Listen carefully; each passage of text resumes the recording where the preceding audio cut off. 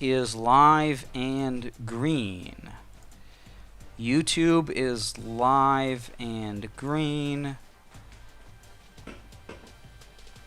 Twitch is live and green.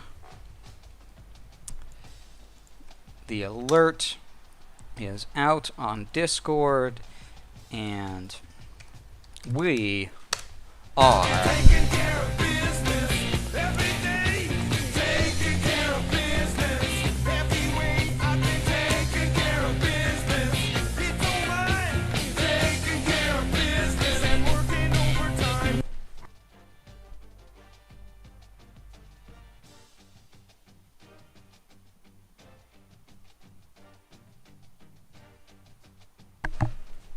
It's a useful shelf. Good evening, sports fans, and welcome to League 1, Season 11. It is Conference Championship Week. We begin this Conference Championship doubleheader tonight, and it's going to be a great doubleheader with number 7 Arizona truly at number 1 Washington State. Now, Arizona is a formidable team. I'm going to turn over the headset in just a minute so that we can take a look at the roster. But, of course, it's important to start with the injury report so we know in that roster who's going to be playing. So now I will turn it over to Coach Spectre, the head coach of the Washington State Cougars. He can tell you what he's looking at in this championship game. Coach?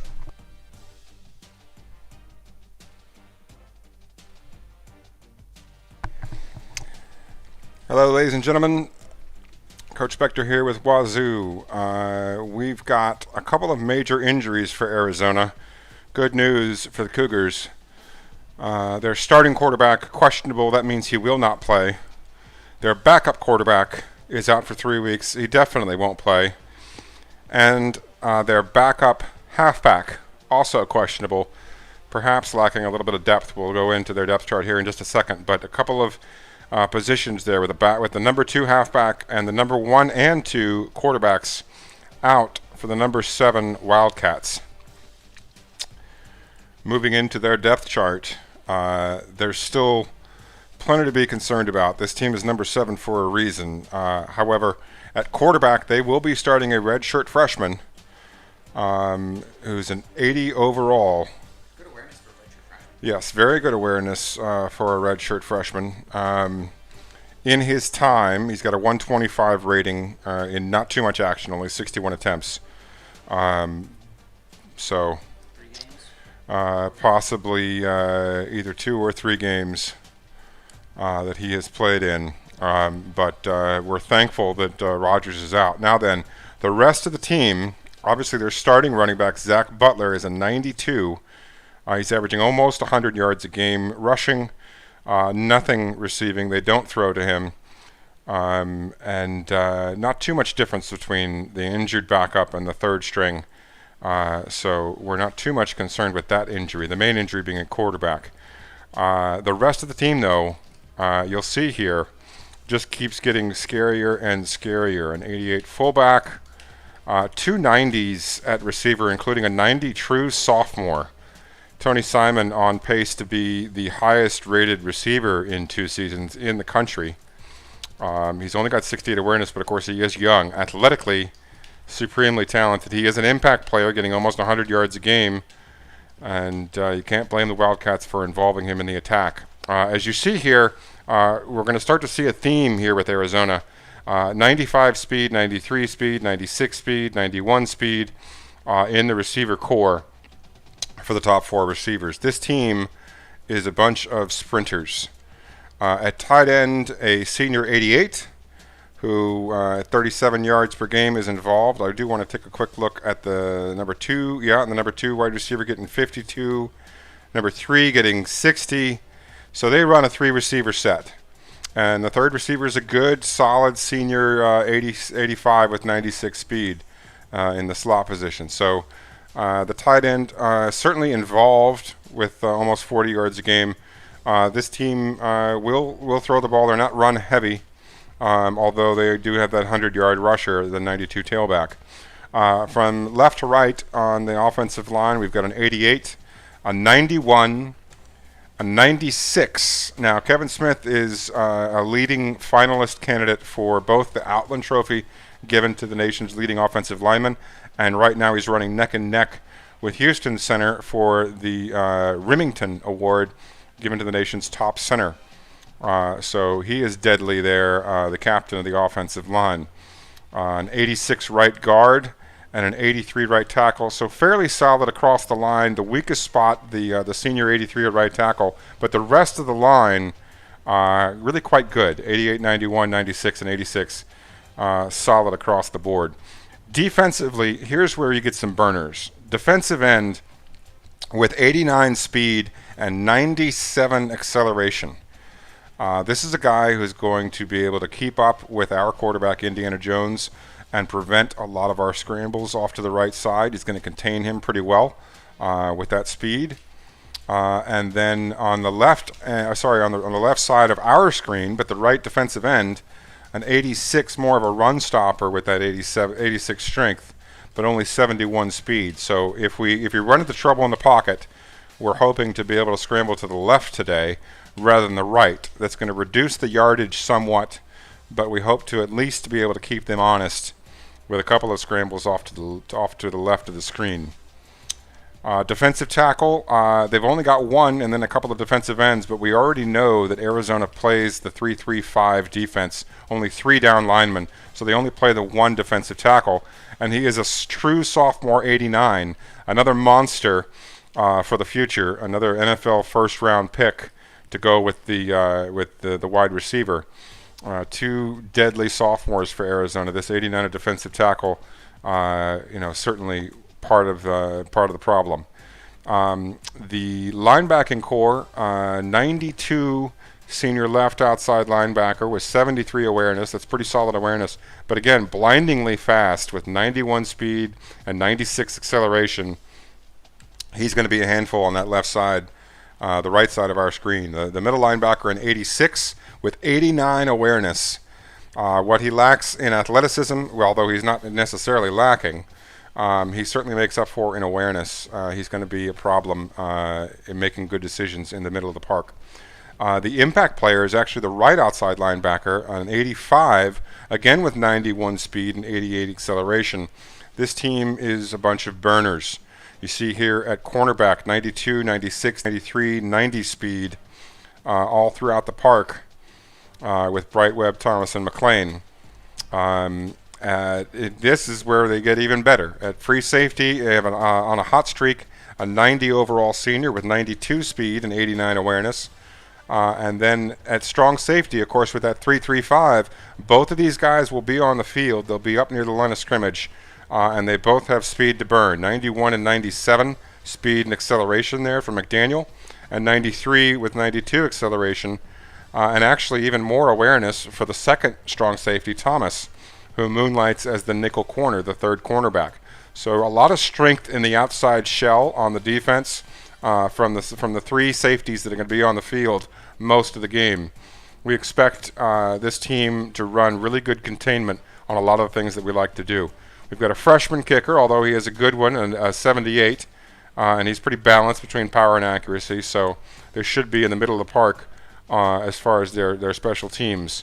But really the main point being the quarterback being injured and the team being absolutely loaded with speed on defense and a very solid offense to support the freshman quarterback. So we expect a battle. We faced this team earlier in the season, in the first half of the season, and they had Rodgers at the time.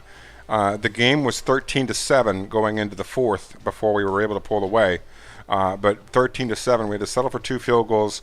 It was a battle.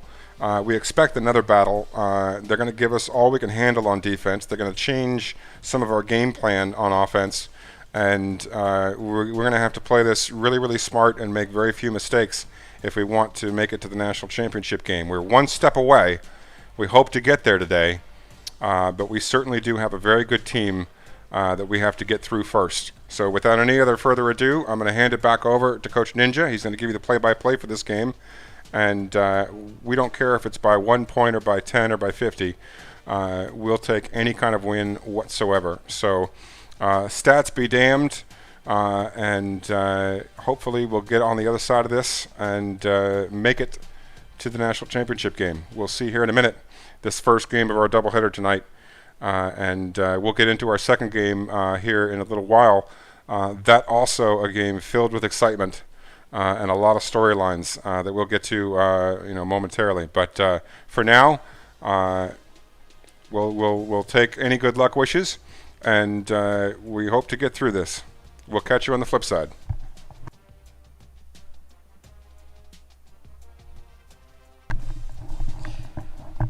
Coach giving us an excellent rundown of the team. As you might notice, a lot of what Arizona does well is what Washington State also does well. Good secondary, good passing game.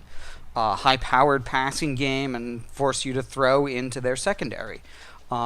So this is a really very like-for-like matchup, which is one of the reasons that makes it so interesting. If they were strong in the front seven and weak in the secondary, we would be saying, oh, there's lots of stuff, over the front seven for Washington State to exploit. But that's not the truth. There's a lot of speed, there's a lot of coverage, and it's going to be a tough game. So it's going to be interesting.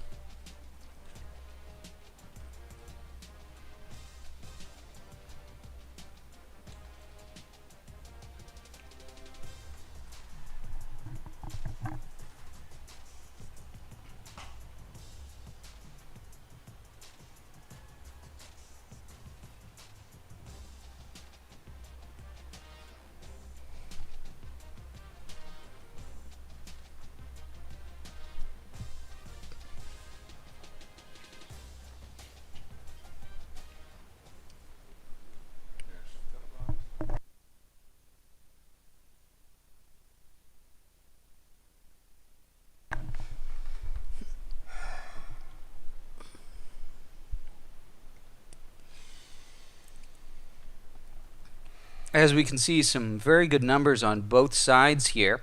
We're looking at the first and the 8th offensive points per game, the 7th offensive points yards per game in Arizona, but the 6th rushing yard.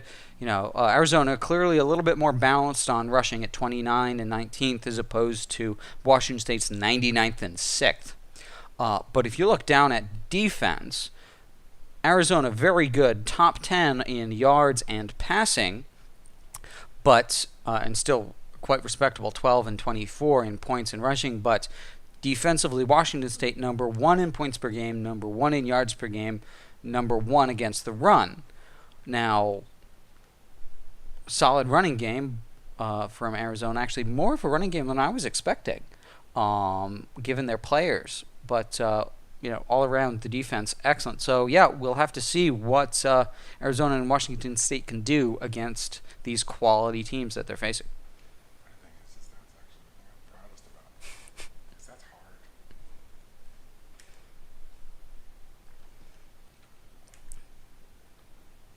Rogers injured. The left guard and the wide receiver, Thompson, rounding out the best players for Arizona.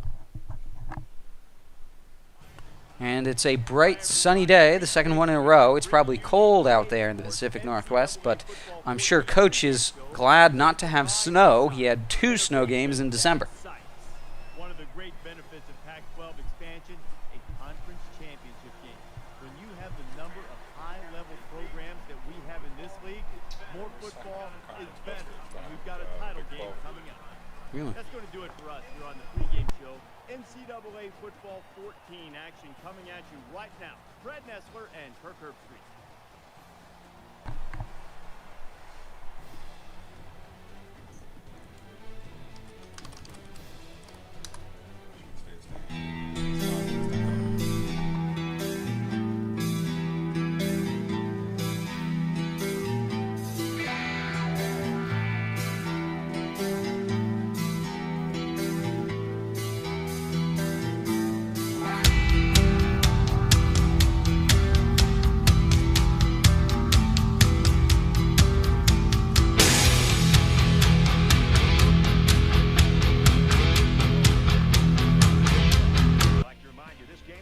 you by Coke Zero. Real Coke taste, 0 calories. Enjoy everything. And the Wildcats lose. That is only, I think, the 3rd coin toss win? 5th coin toss win. 5 and 8 on the coin toss. Started 1 and 7. Started 1 and 7, 5 and 8 on the coin toss this year, Washington State. And you know what? This is a good game to win one. After some adjustments, the Cougars are ready to kick off. They have a 5-mile-an-hour tailwind at a 45-degree angle. PD Pablo to kick.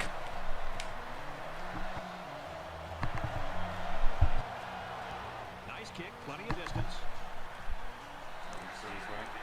What? No, sorry, LSU won. Deep in the end zone for the touchback. Arizona's going to start on the 25-yard line, coming out 1 back, 1 tight end, 3 wide receivers. Tight end is sort of, well, is in motion now from one side to the other as the back gets stopped in the backfield by the aggressive rush of the Cougars. And that's an excellent first play by the Cougars to get in there despite the trickery in the motion.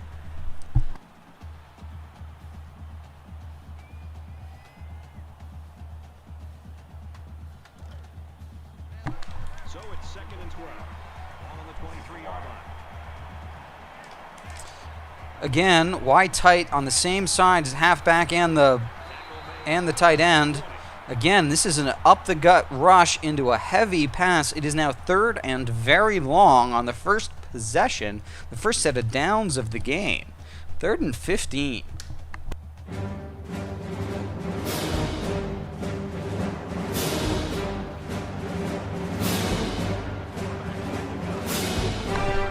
Five wide, looks like a quarter here. Earth, Wind, and Fire comes in for the knee breaker. Great start, firing on all cylinders immediately. It's like, you know, in Mario Kart, when you hit the accelerator at just the right second, you get a free mushroom boost at the start of the race, and that seems to be what the Cougars have got on their first defensive possession as they force the Wildcats to kick from their own end zone.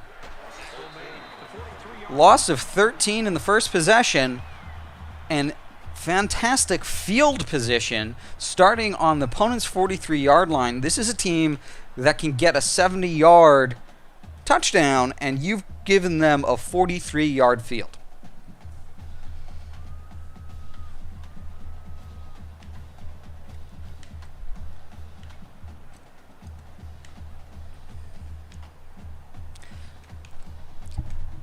Some early game formation adjustments. This is a way that coaches like to use to save their actual formation subs and get the receivers in the position that they want. See if they can capitalize off of it. They need to hurry.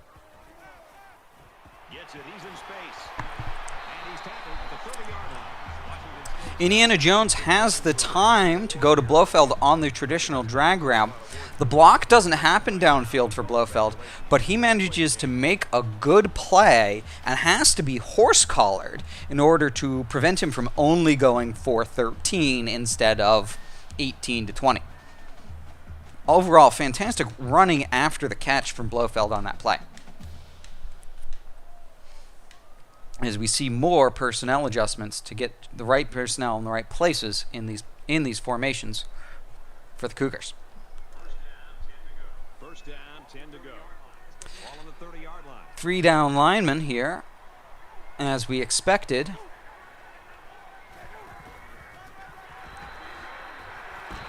Rickman takes the handoff out of the shotgun, gets 8 yards out of a shotgun run on the 2nd down of the game.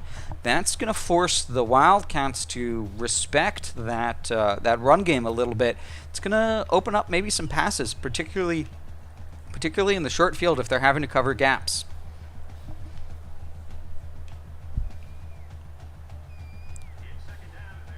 It's second down, and they're about 2 yards away from the sticks.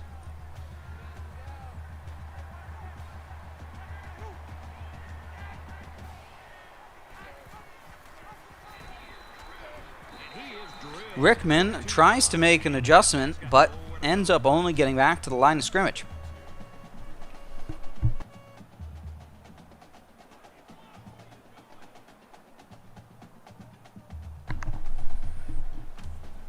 It's now 3rd and 2 for Washington State. In the shotgun and 5 wideouts.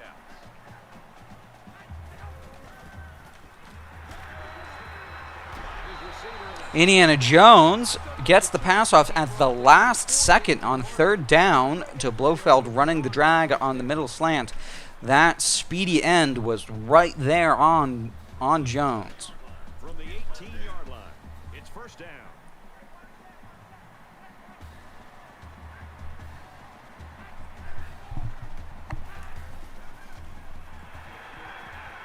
It's middle.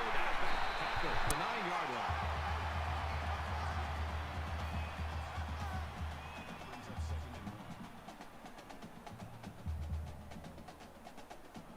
The Wildcats saw one of their key guys go down earlier, but it looks like he might be able to get back in the action.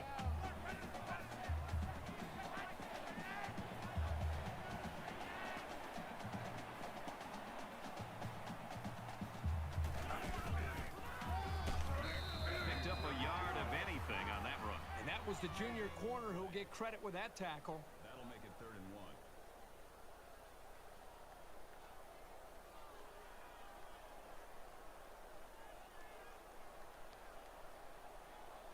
Short yardage situation here. It's 3rd and 1.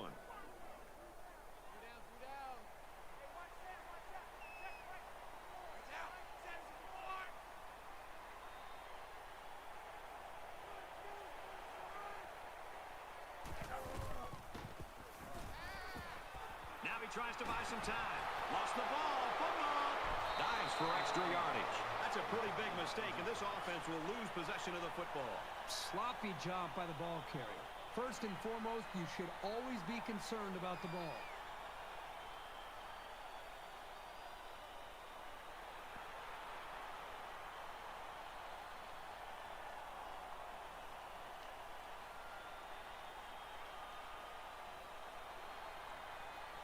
And so far, it's been totally even. In close games like this, every possession is likely to matter.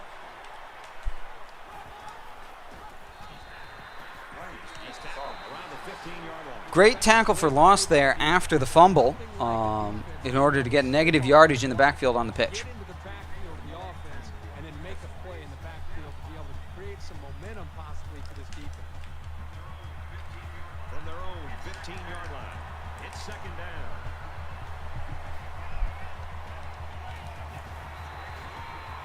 Straight run, and he's brought down in the backfield. Wildcats continuing to get negative yardage on these runs. Again, 3rd and very long.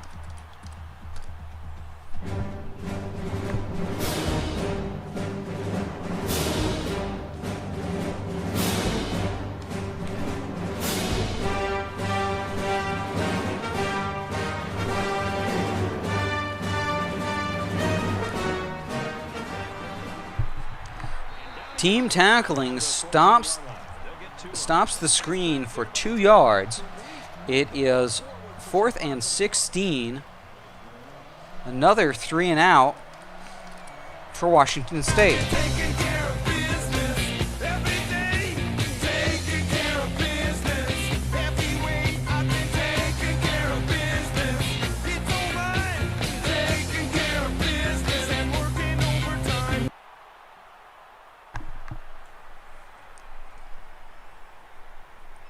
Washington State getting the ball back shortly after that goal line fumble by Indiana Jones. This is a fun game, and I think we're going to see a lot of interesting football before it's over.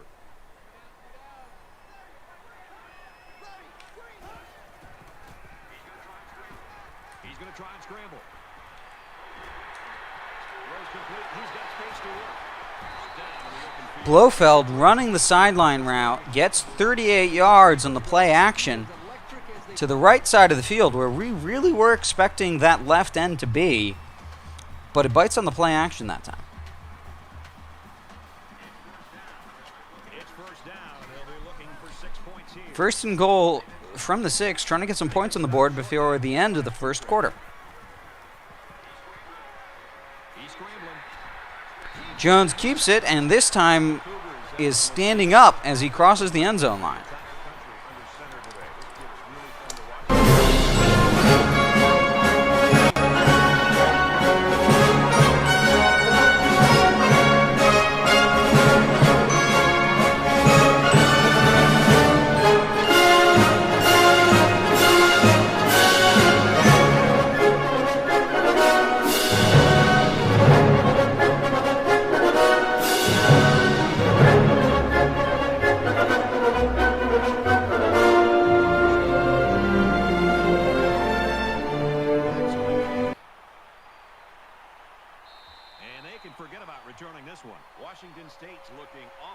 Another touchback there for Washington State as they continue a dominant defensive performance.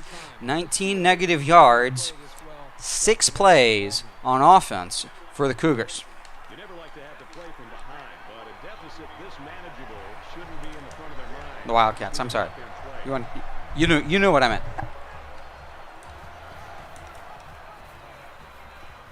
Butler gets 10 yards on the first positive running play for the Wildcats, but they're still negative yardage overall.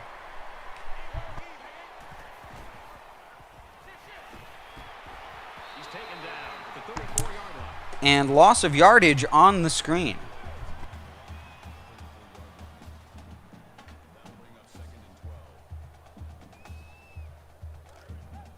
It's second down, 12 to go. Ball on 34.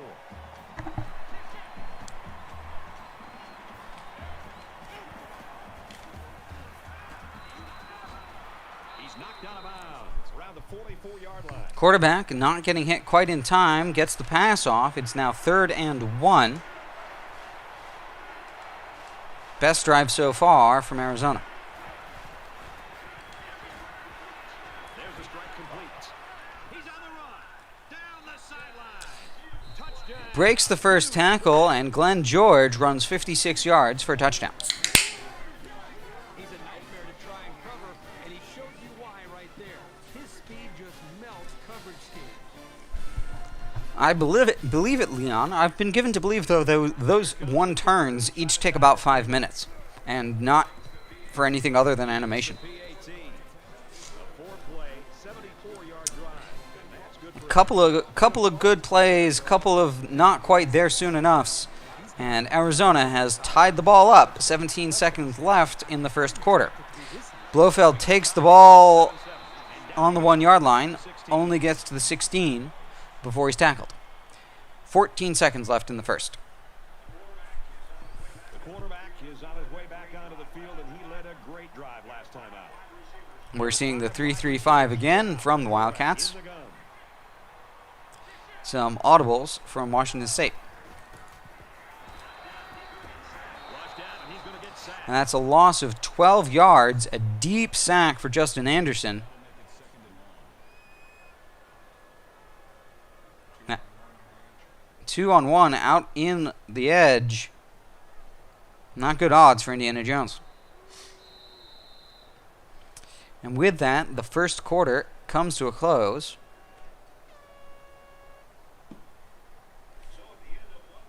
So at the end of one quarter, we're even at 7 in this one.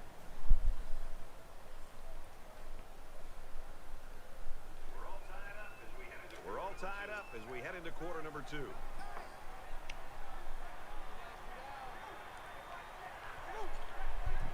A big formation here, and Blofeld motions into the backfield. Jones keeps it, And he's level at the 16-yard gets those 12 yards back. It's now 3rd and 10, considerably more manageable now that he's no longer in his own end zone. It's 3rd and 10. Ball on the 16-yard line. They come out in an empty backfield.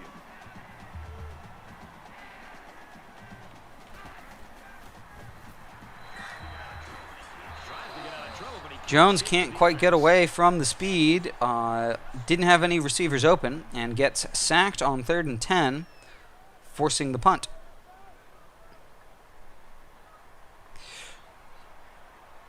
My commiserations, Leon, although I do believe you have a car.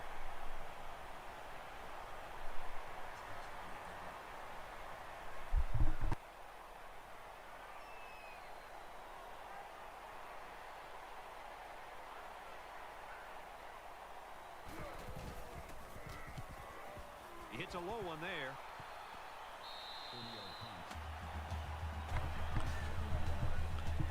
Not the best punt, but a pretty damn good one from his own end zone. Forces the Wildcats back onto their own side of the field, the 49-yard line. Let's see if they start to open it up a little bit more now.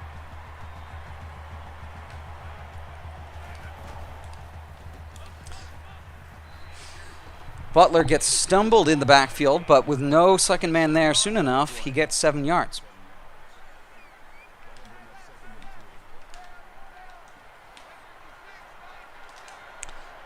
Wide tight, opposite side from the halfback, and we have motion of wide receiver into the backfield.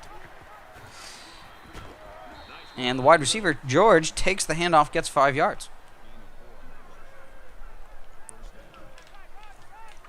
And we're seeing a hurry up here from the Wildcats.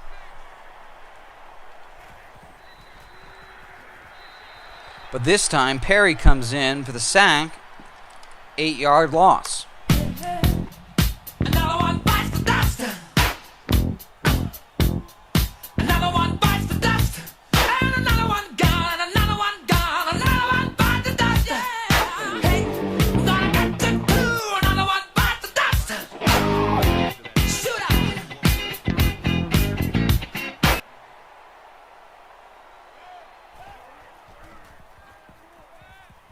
And he has it on the corner.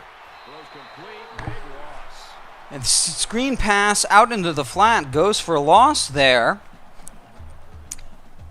Cougars forcing the Wildcats to a 3rd and very long.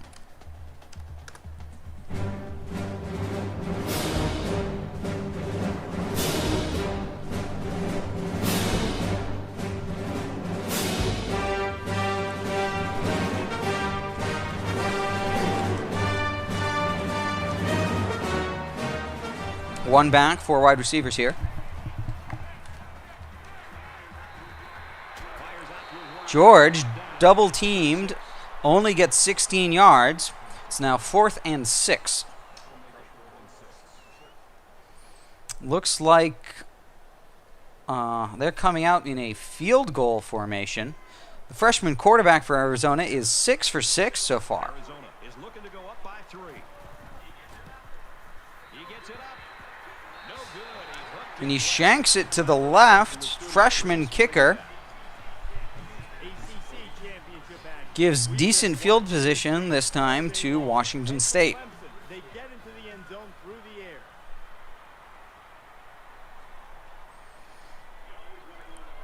You always want to go in the locker room with momentum, so as we get closer to halftime, I think we'll see more and more attempts to create big Shotgun split big here. and they make the stop around the 36. Jones gets 0 on the designed quarterback run. Tries to break it to the outside, cannot escape the defender. 36-yard line. Second down. So an empty backfield with 5 wide receivers. Blofeld catches the ball and immediately gets tackled, 3 yards, making it 3rd and 7.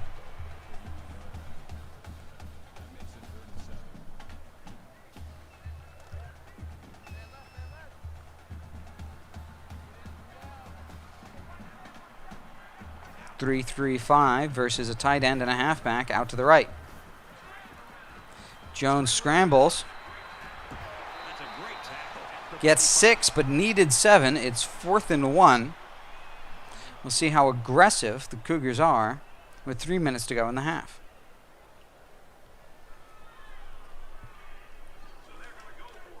So they're going to go for it. here. Looks like they're going for it on 4th and 1. You see 3 down linemen They didn't elect to punt. for the Wildcats. John McClain in at quarterback. He hits him hard. Gary Sinise gets a 2-yard rush, but that's enough for first down.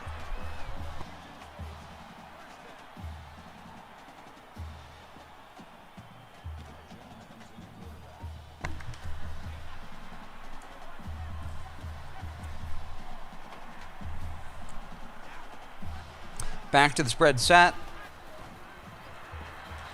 Again, the middle slant to Blofeld. That drag route has been money. He's probably gotten about 25, 30 yards just on that route from that play so far this game. And in fact, maybe even the bulk of the passing yards.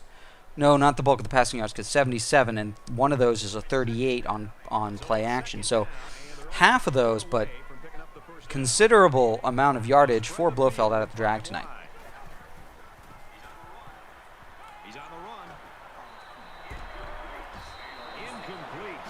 And that wasn't the greatest pass in the world. Well, I don't know how anybody can throw a great pass while getting drilled like that. Well, fortunately, despite what the announcer said, it's 3rd and inches. Because that shouldn't have been a pass? Was it a pass? I don't know what it was. But Rickman gets the handoff. Maybe the 40-yard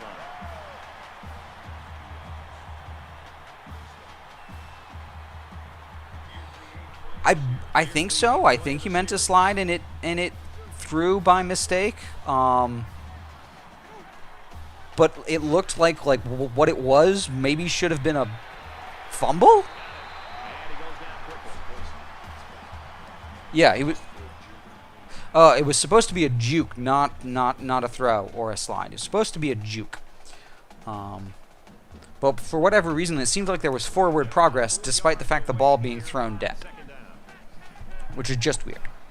But I don't know, and we are moving on. We're moving on because it's now 2nd and 4, and we're beginning to get to field goal range.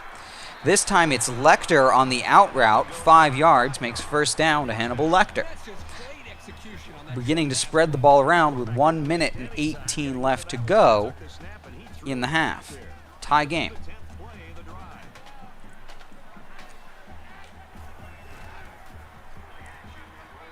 Play action and rolling right, and he's tackled at the 28.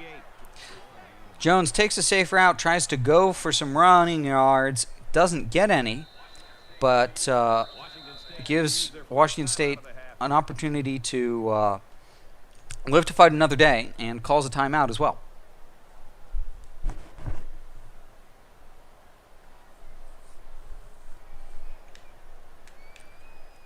Washington State on the 28-yard line. We do know that they are in P.D. Pablo's field goal range, but they've got 1 minute and 2 seconds, 2 timeouts, 10 yards to the first down marker to see what else they can do. Shotgun split pick.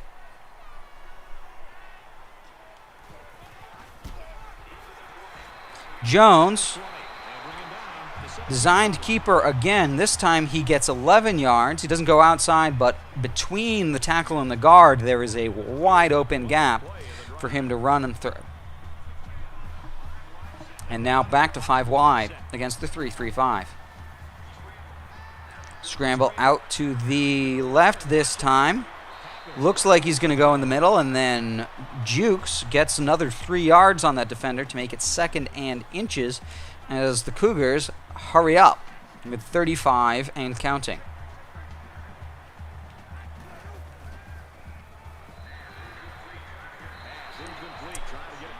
But with a heavy pass rush, Jones throws it into the dirt. Stops the clock.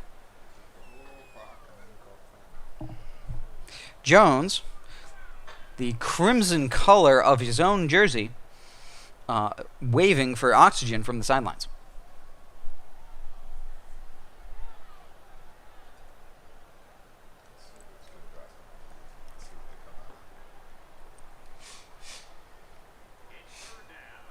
It's 3rd down, and they're about the length of the football away from the first down marker.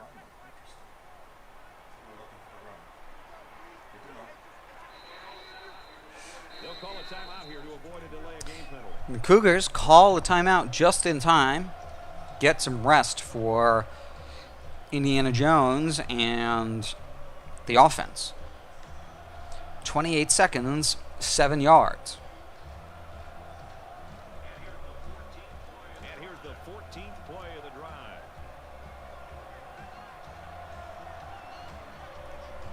3-3-5, and 3rd and inches. 2 halfbacks, but Jones keeps it, runs to the left, and gets a touchdown. By the power of Grayskull, I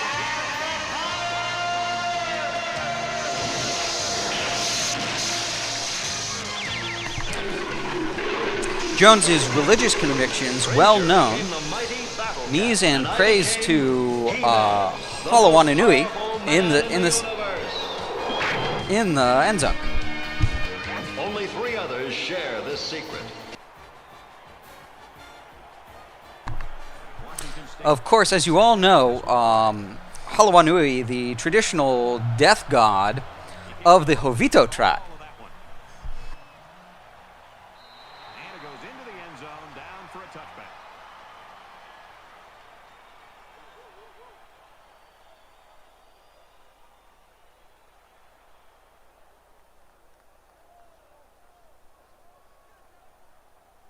In a game that's this close, you can't afford to waste possessions.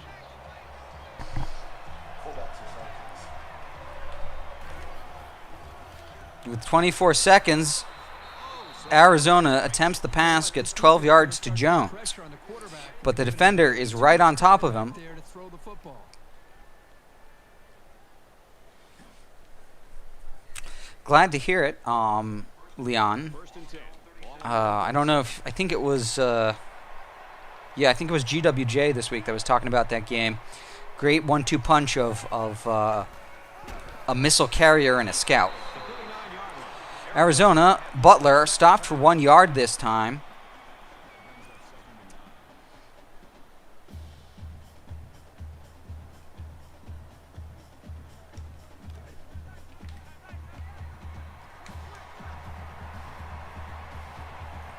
Still with a tight end and a halfback despite 18 seconds left.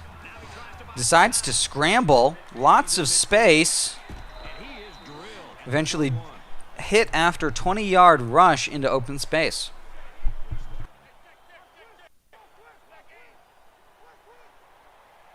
So the defense has had enough of the no huddle as they call a timeout.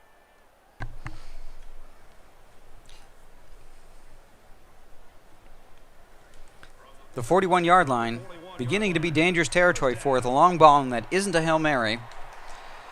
Washington State wants a timeout. But they hand it off to the tailback, who gets 3 yards. And now we'll see the Hail Mary with 5 seconds left. Ooh, they'll try for a longer field goal this time with 5 seconds.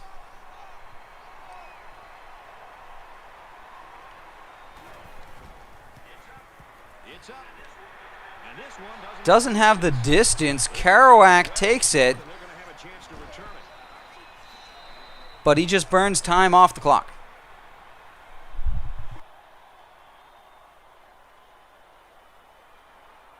A great first half comes to a close.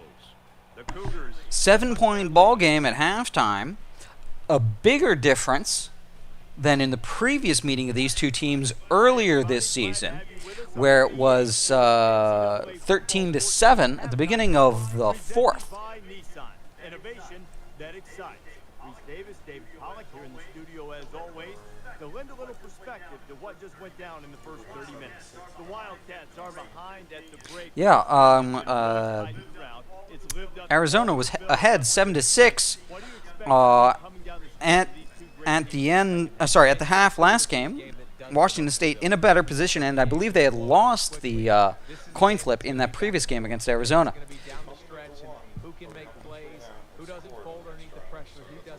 Yeah. The fumble on the one, washing out with the 3 and out. Indiana Jones performing much better since then. Better ball security and more complete passes since then.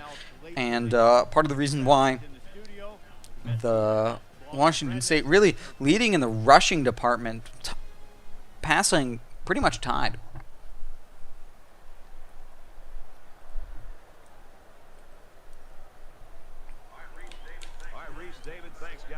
And you're right, Leon. It was a good return. It's not that hard to get a good return when they're kicking a field goal and don't have a blocking team. But still, this time Harris holds on to the ball 19 yards after a couple of bits of indecision. Washington State starting the third quarter on their own 21. So you wonder what kind of excitement we'll see this time around. Washington State up 7 points. Tight end and halfback, opposite sides. Read option. The quarterback keeps it. Gets 12 yards as the primary defender bites on the halfback.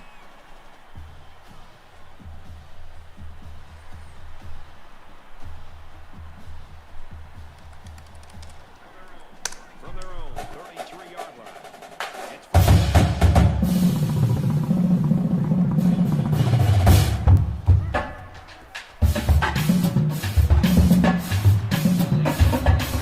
It's Jones unable to escape the safety, not necessarily surprising given the speed. Gets 7 yards, makes it 2nd and 3, a really useful down, really at any point in the game. But we're still early enough to teach Arizona some bad habits if coach wants to. We see a shotgun normal here.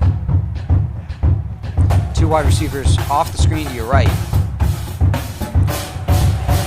And scrambling out just a bit too far, Indiana Jones makes the smart decision and throws it away.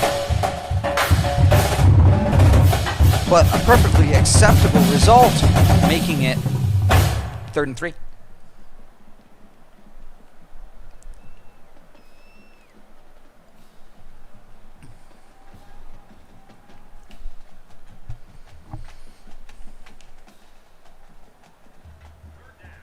third down, and they're going to need about 3 yards to pick up the first down.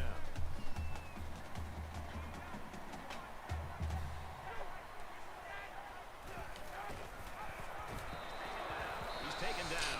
And the Wildcats come out with a perfect defense for the triple option on 3rd down, well covering the halfback, the quarterback, and the other halfback. There was, of the 3 options, there was no option, Is back awaiting forcing the punt here on 4th and 6. The wind at their back, Washington State hopes to get good field position. He punts it away. That's an excellent punt, hitting the ground on the 25, rolling, getting touched at the 10. That's an excellent punt. Looks like it's finally out of bounds at the 7, because he made the mistake of picking it up with too much momentum. Running their offense as usual here. I don't think they need to feel any anxiety about trailing. A lot of guys in the box there. Forces the throwaway as Perry dives through a gap. He's going to feel that one tomorrow.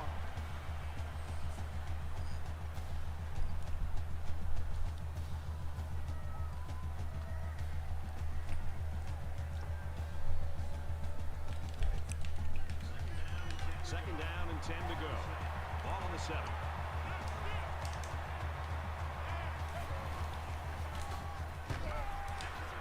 Zips it to the tight end. Out to the tight end in the flat. The first defender falls in front of him, walks over him, and the tight end gets just over the down marker before he's tackled by the second man. Fortunately, the second man made a great open field tackle solo to stop him. And he throws it away. The defense got some Heavy rush again forces a throwaway on 1st down. Here with their pass rush, and that time it paid off with an incomplete. Continuing to have a lot of happy feet in the backfield there for the freshman quarterback of Arizona. second down, 10 yards to go. Ball on the 17.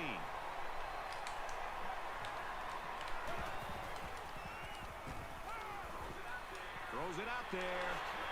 Nice grab on the play. An excellent grab by Glenn George for 19 yards. He had his man one-on-one on the 4th catch for 89 yards. You could see that the quarterback there had the tight end in protection, the running back in protection. Against a 3-man front, it was just too many people for Washington State to get any pressure because it was 3 versus 7. But this time, it's a much more even matchup, and they spread him out. Gets a sack for a loss of 6. Another one bites the dust. Another one bites the dust. And another one gone. And another one gone. Another one bites the dust. Yeah. Hey, gonna catch it too. Another one bites the dust. Shoot out.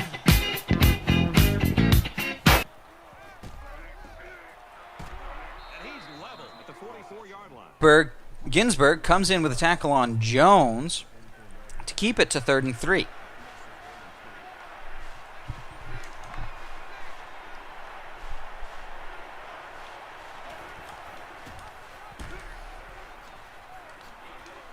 He's at the 40. He goes down. Couple of missed tackles, and Butler gets 26.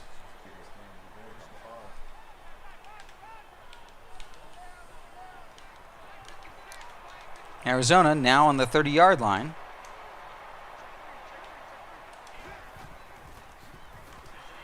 Throws it to the outside. An incredible pirouette away and throw while spinning to make 15 yards.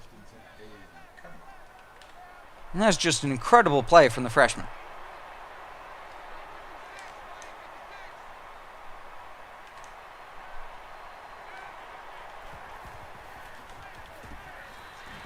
Touchdown, Arizona. And three fantastic passes in a row get Arizona within striking distance. Something upstairs. It led to a touchdown. You can thank the play calling there. Very impressive. Brad, the wide receiver was the key here. He did a really good job of working that route to the middle of the field for the post. But before he got to the post, he kind of looked off the defender to the outside and then moved back to the middle of the field. And the quarterback recognized the big hole in the defense and made the throw for the touchdown. The extra point to tie this game up. He makes the PAT. 14 all, 4 minutes, 3 seconds left. Arizona kicking off to the Cougars. Ready for the kickoff. Sends it sailing downfield. Blofeld makes the catch, takes it out of the end zone. And he's tackled at the 16-yard line. Tackled, 16-yard line. Indeed, taking a gamble there, knowing that 5 yards not a huge difference to Washington State, but all that speed on Arizona, helping the blockers get downfield. Keep doing what you've been doing all week in practice and execute when it's time. And they make the stop at the 20. Alan Rickman Great when a running attack comes through for up the gut, 20 yards on 5 rushes, an excellent 4-yard average so far for Rickman.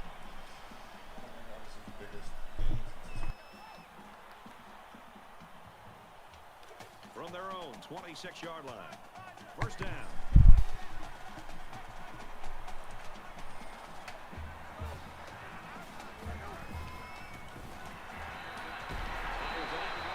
Lecter coming across in a drag, gets 4 yards. But he played it safe instead, and that's one of the keys to winning ball games.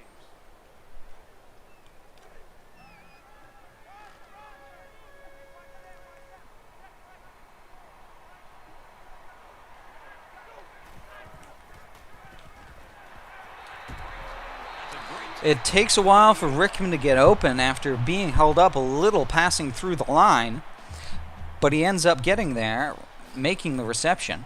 First down, 38-yard line. 38-yard line. First down.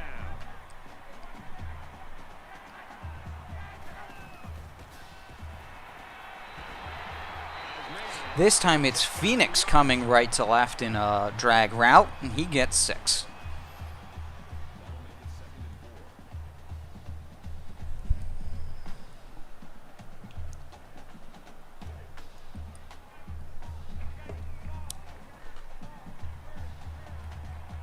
Shotgun split big here for Washington.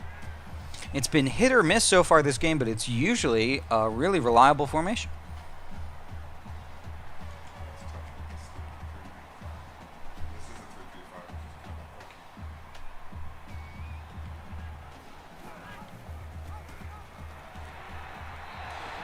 Tackle made at the 47-yard line. Jones just getting bumped into his teammate.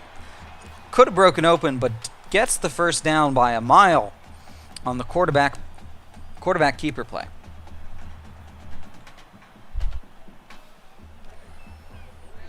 From the 47-yard line. It's first down.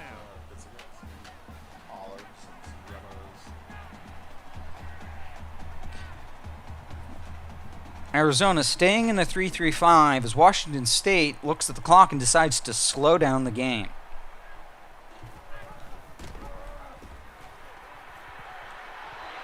Great read by Jones, gets 18 on the run. Defenders bit hard on the halfback, and great block there by number 7.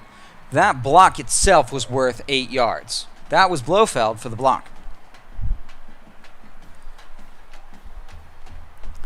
Blofeld, he does it all. He runs routes, he catches passes, he blocks downfield, he makes runs.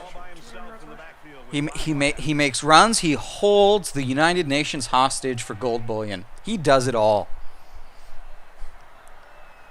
Now, to be fair, he was getting college credit for that. This time, though, the spin move doesn't get him anything, but forward progress keeps it at a 6-yard gain.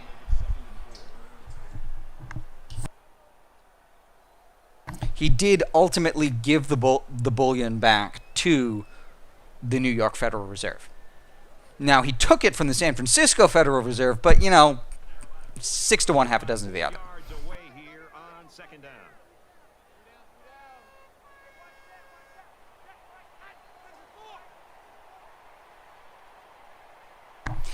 Shotgun split big again, and again we see the pace being slowed down by the Cougars. This time they pass. It's Blofeld out of the backfield. Despite it being the shotgun split big, we had Blofeld in the backfield. You see him there. Yeah, Blofeld in the backfield in that formation. Catches the pass. Gets Washington State to 1st and 10 on the 18. Their opponent's 18. No. 1st and 10. Ball on the 18-yard line.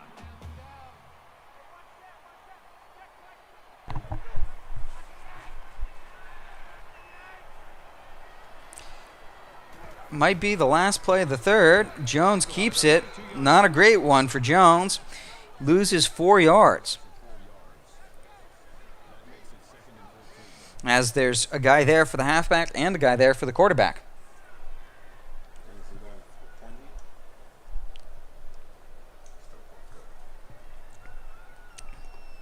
And Coach is going to let that clock go all the way down. It is now squeaky bum.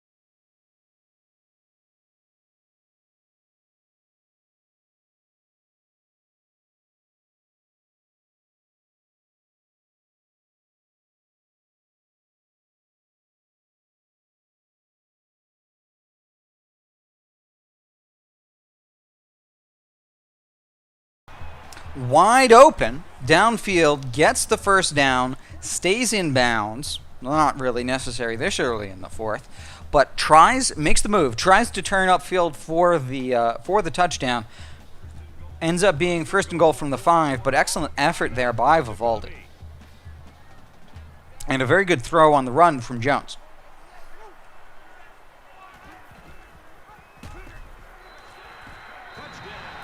The read option for 5 yards.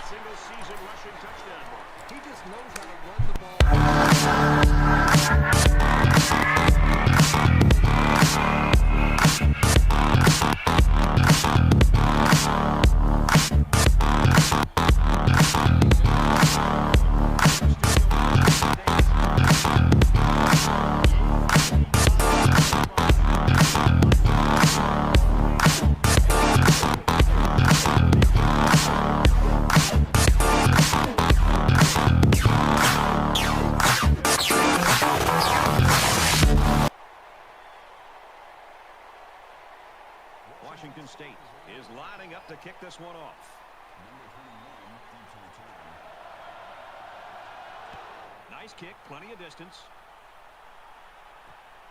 An excellent kick there. Ingram takes the knee. Arizona's been doing special Arizona, all season long, and they haven't had a great offensive game. They've had a couple of good drives and a couple of terrible drives. And we'll see what kind of drive this is as they start on their own 25-yard line. it could still go either way. Single back, no tight end. Butler gets the carry. Takes it up. Butler gets spun, but manages to escape, gets 5 yards on the ground as we see a hurry up in the 4 wide receiver formation for Arizona. Got some open field. Heading for the corner. He's knocked out of bounds. Hart is wide open out in the flat and gets 14 yards.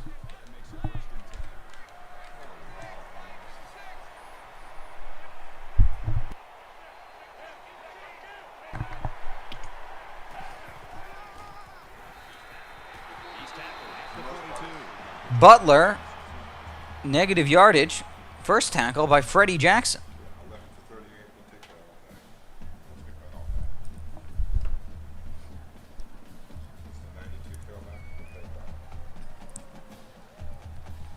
Loss of yardage. The Wildcats do go back to the huddle, but it looks like they're coming back out with the same personnel, 4 wide receivers, 1 halfback.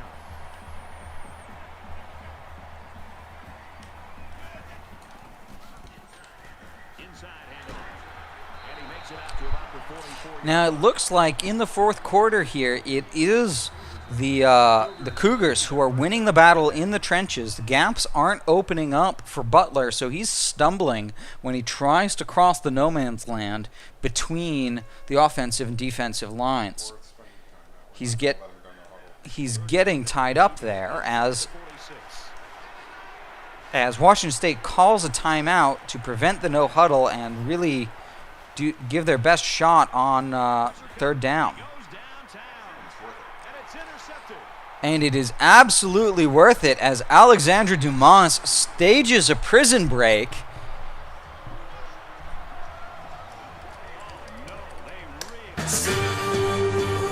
Goes up and comes back down with the pick. That man is an absolute thief. A fantastically spent timeout.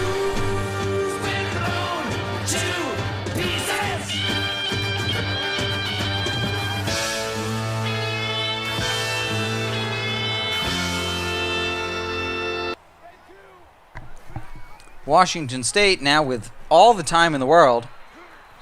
Indiana Jones keeps it on the option and only gets a yard as he tries to go outside, only to run into 3 defenders.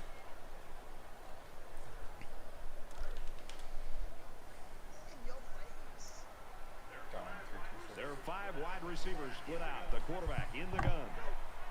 Defense here in a dime 3-2-6. We see tight coverage downfield. Jones outruns the defenders to the left. Excellent run. Gets 100 yards on the ground.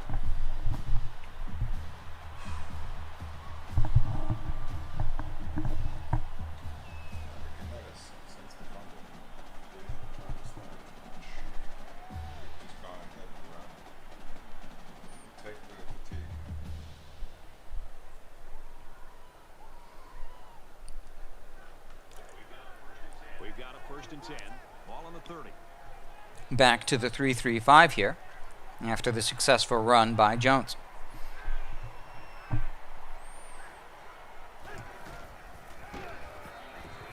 He makes it to the 32-yard line. Rickman takes the handoff and gets 1 yard. So far, he's 6 for 21. Doing yeoman's work keeping the Wildcats defense honest.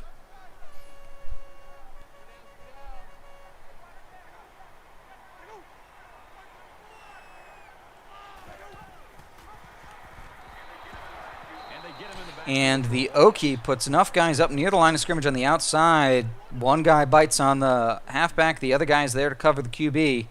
That's a read option for loss.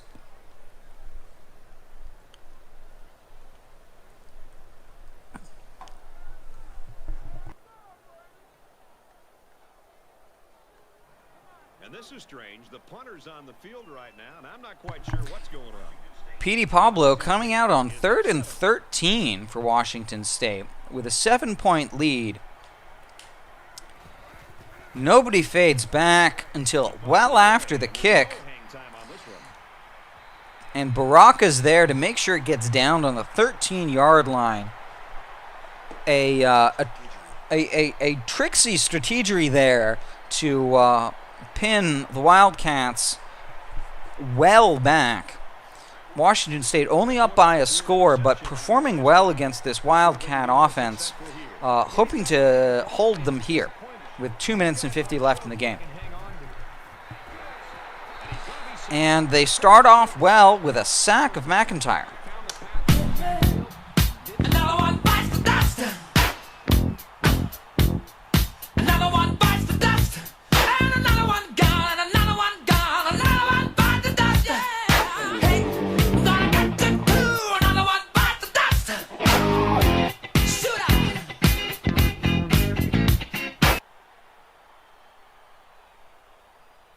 So it'll be 2nd and 14 after the setback.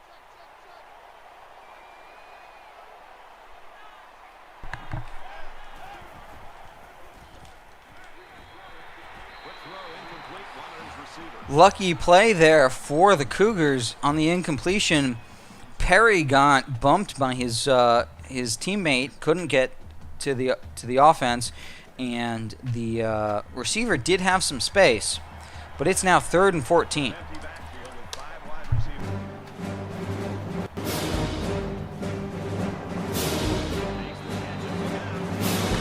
Excellent decision on the punt, clearly, as George makes the reception, but gets 4 out of the 14 yards they needed this deep in their own territory. The Wildcats have no choice but to punt. Just over 2 minutes in the All they've done is waste 50 seconds off the clock. And the Cougars have gained about 40 yards. taken down at the 47. 7 of them on the return from Kerouac.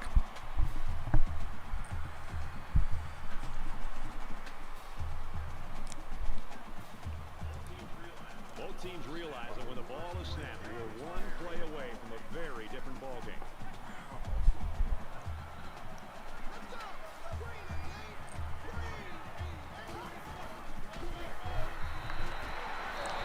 Wide open running lane up the gut for Alan Rickman makes it 2nd and inches, forcing Arizona to take a timeout. So it's 2nd down, and they're only about a foot away from picking up the first down.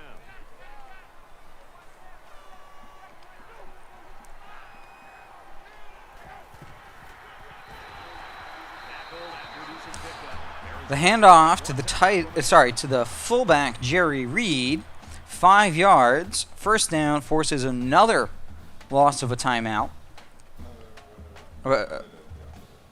by Arizona. Washington State now has the ball on the Arizona 34-yard line. It is 1st and 10, minute 56 left to go. First down, 10 yards to go. Washington State just looking for first downs.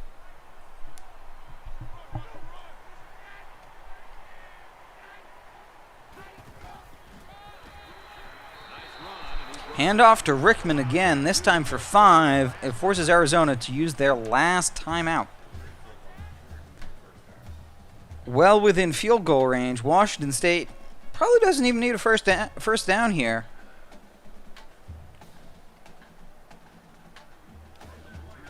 From the 29-yard line, it's 2nd down. Less than 2 minutes in the 4th quarter. John McClain comes out in the Maryland I. And he's taken down at the Rickman gets 1 yard on the ground. It's 3rd and 4, but the clock is moving. And limit the play to a short game.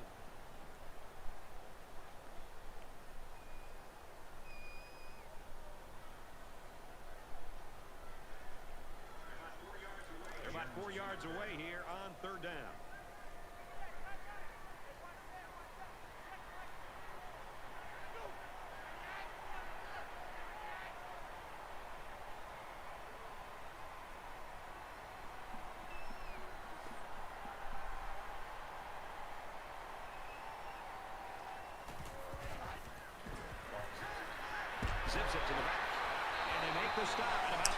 Rickman with the 13-yard reception gets first down, puts that final nail in the coffin. And it looks like, yes, Washington State's coming out in the victory formation.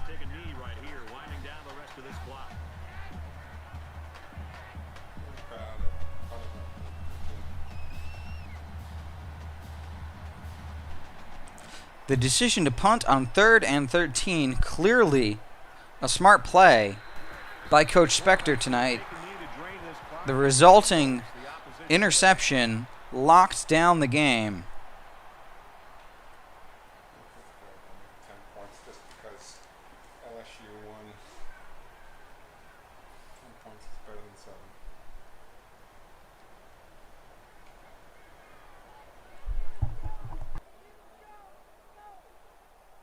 Two upsets in my mind.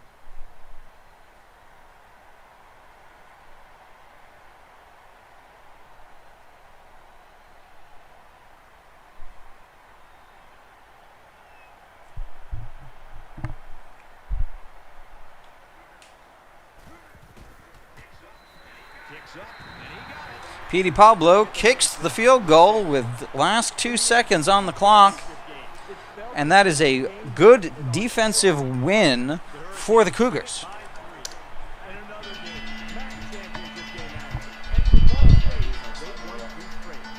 An excellent defensive game, forcing enough punts to let your offense recover from the fumble and, you know, march down the field when it needed to march and run down the field when it needed to run. I disagree with that as the play of the game, but overall an excellent game and a good recovery by Indiana Jones.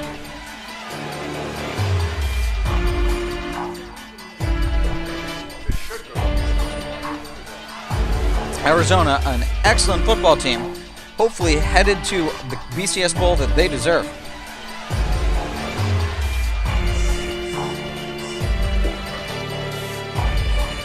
This is the 6th consecutive Pac-12 championship for Washington State.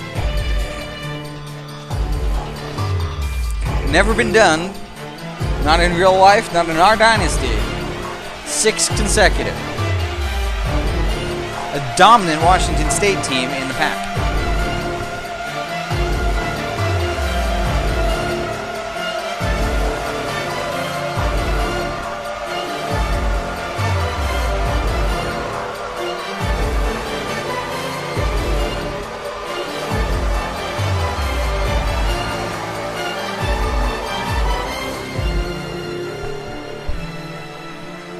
Yes, Leon, yes it is. That dynasty is getting increasingly more difficult to keep year on year. As you can see, I think actually this game against Arizona might have been the most difficult conference championship game that I remember Washington State playing. Arizona matches up against them well, but also we continue to ratchet up the difficulty year on year. So it's no mean feat by any stretch of the imagination. As you can see, total offense 283. That's really low for Washington State. 218. That's honestly not terrible for Arizona. It's the rushing yards and the passing yards. Like the passing yards not too off. Like, they're a 200-yard a game passing team. Like, but yeah, the third down, even Washington State's third down conversion, 55, not amazing, but pretty good, and much better than the 28% of Arizona.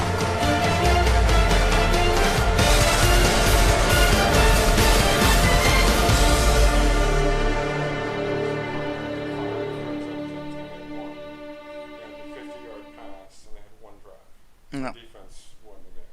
Yeah, definitely the defense, the story of the game for Washington State. Excellent job keeping the ball out of Arizona's hands. And a solid but not amazing game for Indiana Jones. He was under a tremendous amount of pressure, and he did a really pretty good, 83%. Yeah. Yeah. Like 150 rating, and he almost got 100 yards. He got 3 touchdowns rushing. Yeah. No, he had a good game, as did Rickman. And Blofeld was definitely the key receiver. That middle slant was money. They're going to give us that. They're going to take away the 4 birds. 4 sacks by 4 different guys. 4 sacks by 4 different players. Spread out on defense. But the fact that we had nobody had more than 4 tackles really speaks to the number of 3 and outs. Yeah, very low number of tackles because a high number of 3 and outs overall for the team. An excellent, as we've said, defensive performance. So we're going to get this one in the books and take a quick intermission, and we'll be back with the second of our doubleheader, which is going to be number 2 Iowa versus number 3 Penn State for the Big Ten Championship at neutral site in Indianapolis. So join us for that shortly.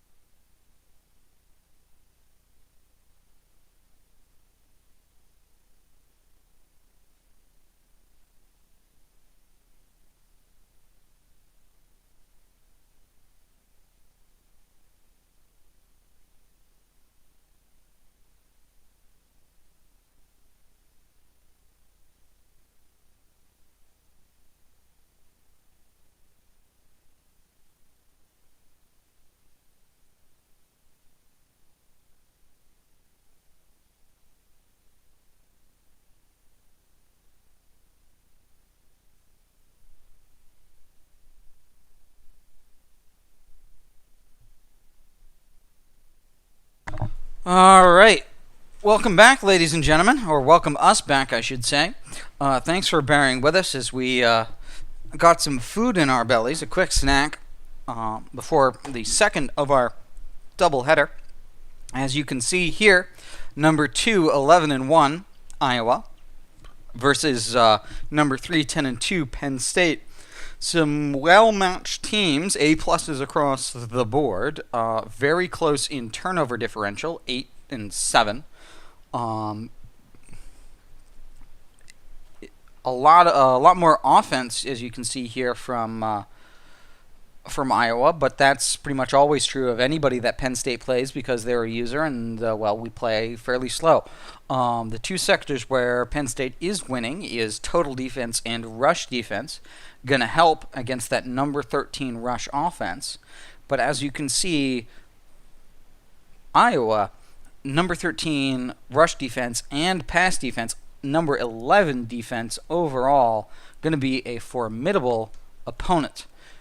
One key injury, only one injury of Fisher for Iowa here.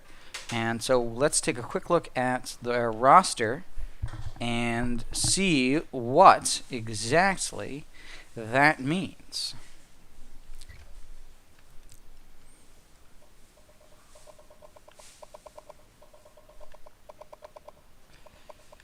All right. So, 89 senior quarterback. He has a 69 speed, but a 91 awareness. 217 yards a game, but a completion percentage of only 61%, which isn't amazing. Rushing, he averages 31 yards a game, but with a 2.8 yard average per rush, he's probably only doing that scramble, not a whole lot of option. Here's where it starts getting very dangerous. This halfback, 97, gets 96 yards a game on the ground, and 23 receiving. Not a whole lot receiving, not enough to be really overly concerned, but it's there. The problem is that they've got two of them. Another 90 speed halfback, 92 overall. He gets 60 yards a game on the ground, and 14 passing. So that's quite dangerous. The question then for these two players is, are these guys inside or outside the box runners? The 97 with a 99 break tackle and 93 trucking. I don't see strength here. Oh, strength 82. I think this guy's inside the box generally. Kind of runner, whereas Oliver, again, break tackle, trucking, he's a bit quicker, but they both are seem more between the tackles than not. Fullback is a 77. That's going to be serviceable, but they don't seem to use him much. Fisher, the number 2 wide receiver, is injured, and at 7 weeks last week, he just got injured. So that's new. They get 55 yards from the number 1 receiver. They were getting 45 from Fisher. Number 3 receiver is 15. Number 4 is 30. So it's Hines really to be scared of, and then Bush a little. The tight end Huff gets 32, so when they pass, it's pretty much to Hines, and then if it isn't to Hines, it's 50-50 between Bush and Huff. On the offensive line, they've got a 91, an 87, an 86, a 98, and a 91. The right guard is a candidate for the Outland, and overall, that's 3 offensive linemen above 90, and the 2 80s are not shabby, 87, 86. That's going to be an excellent line and a lot to deal with. But now we look at really what I think is the bread and butter of this team, which is their defense. They have a 93 starter at left end. I have to ask Coach Spectre here. Coach, 80 speed, 86 acceleration, is that a fast end or a slow end? He's athletic. Athletic, okay. And this other 93 is a bit slower, a bit lighter, but both 93s both going to be really, really good.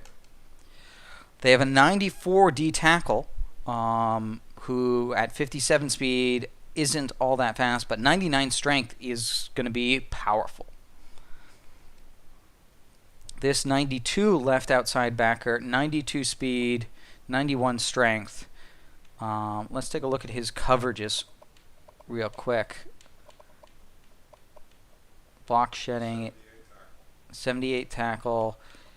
Man coverage, zone coverage, That's a coverage linebacker. This is a coverage left outside linebacker at 92.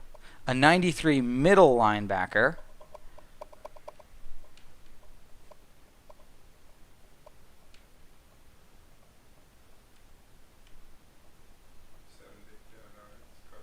Again, another coverage linebacker at middle.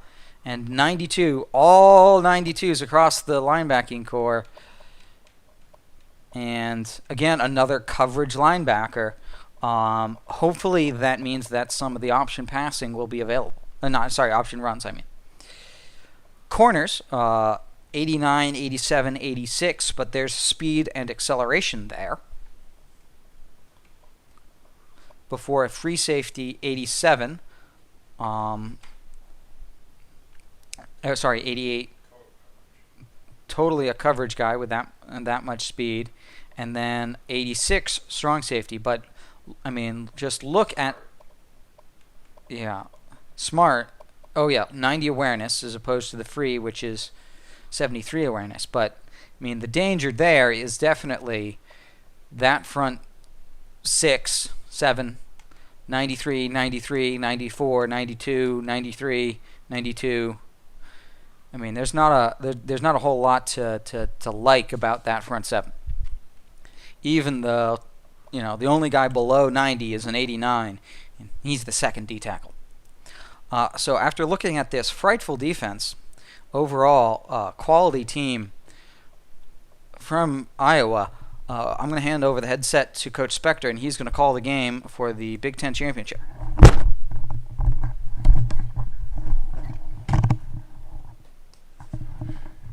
Good evening, sports fans. We've got number 2 versus number 3, what amounts to essentially a semifinal playoff for the national championship game. Number 2, Iowa against number 3, Penn State at a neutral site, Lucas Oil Stadium in Indianapolis, Indiana, the site of the Big Ten championship game. Coach Ninja going for his 6th conference championship. We are in season 11 of League 1. Coach Ninja has been at Penn State now. This is his 5th season, so the entire roster is his at this point. They will be taking on an equally matched 99, 99, 99 Iowa team, which, as Coach Ninja laid out for us, has a great front 6 and a potentially power running game on offense with a smart quarterback and one good receiver. We see there 13th in rushing and 74th in passing. This team wants to play Big Ten football. They are 14th in scoring, though, so they can put points on the board. The 3rd ranked scoring defense for Iowa, the highest ranked CPU team. As you know, number 1 Washington State 1st in points against, Penn State 2nd in points against. That's been a battle all throughout the season. 14.2 Penn State brings into this battle.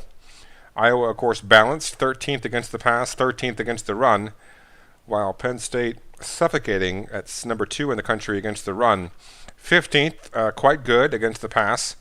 That gives them a 3rd overall yards per game allowed. This is a team that relies on strong defense and not getting ahead of themselves on offense, but maintaining the control of the flow of the game. That can be said for both teams. We see there Arnold, the 98 quarterback for Penn State, makes good decisions. Of course, this dynasty playing on sliders from Operation Sports. Not the black sliders, but J. Kitts sliders, which allows for 0 pass blocking and 0 run blocking. So you'll see a lot of pressure from CPU teams. That helps to keep the games more competitive, along with some other little twists from what you may be used to in other competitive online dynasties. We are in Season 11, thanks to some really strict recruiting rules that make CPU games competitive. You see indoor in the turf, Lucas Oil Stadium, the home of the Indianapolis Clots, the former Baltimore Colts, hosting number 2 versus number 3. Penn State's going to rely on their defense as normal, hope to make Iowa make a few mistakes. We just saw game 1 with Wazoo against Arizona go down to the wire. This one potentially could as well.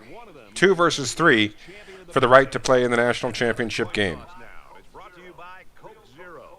Real Coca-Cola taste and 0 calories. Enjoy everything.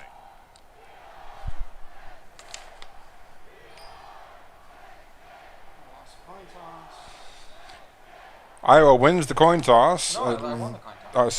Penn State wins the coin toss. Iowa lost the coin toss. And Penn State will elect to kick. They'll defer to the second half.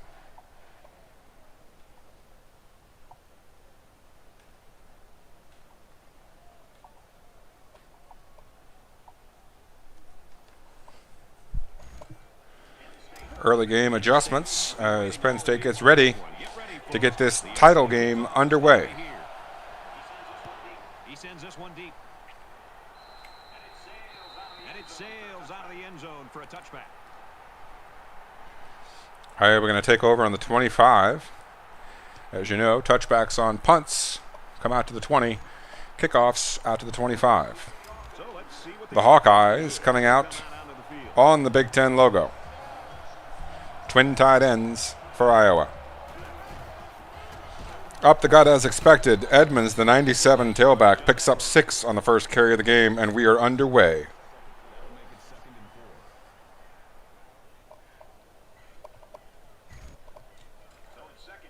So it's second down now, and they need about 4 yards to pick up the first. 3-man front for Penn State coming out against a single back set.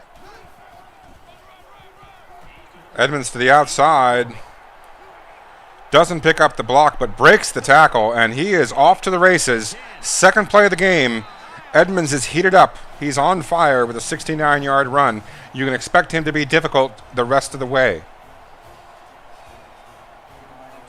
The halfback got the carry and weaved through that defense for a score. He found some daylight and took off for 6. Iowa out of the blocks quickly. Up 6-0 on the opening drive of the ball game. We are 33 seconds in. Penn State has not had the ball yet.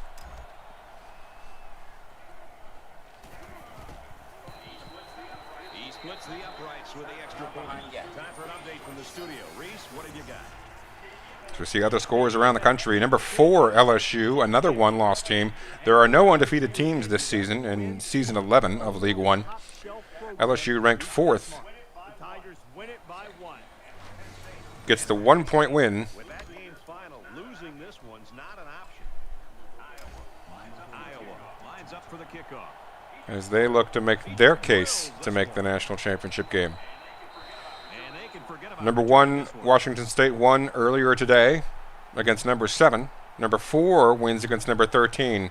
And here we have 2 versus 3. You have to assume that regardless of 1 or 4, that the winner of 2 versus 3 will punch their ticket to the BCS national championship game. So here comes the offense taking the field for the first time today.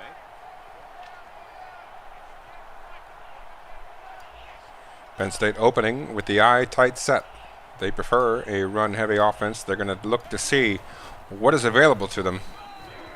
A good run up the gut. Picks up 5 as Britt Comes into the game at exactly 1,000 yards. That's going to put him at 1,005. He is a central piece to the Penn State attack. They look to win the war of attrition. That is Penn State's style. A traditional Big Ten style football team. This time, though, coming out with 5 wide receivers. It looks like the middle slant facing off against a 4-man front for the Hawkeyes.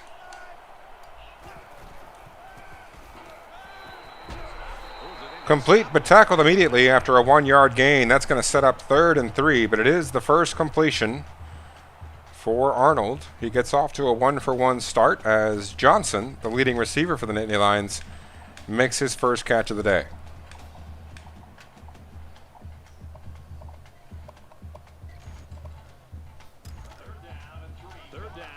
Twin tight end sets to the right side.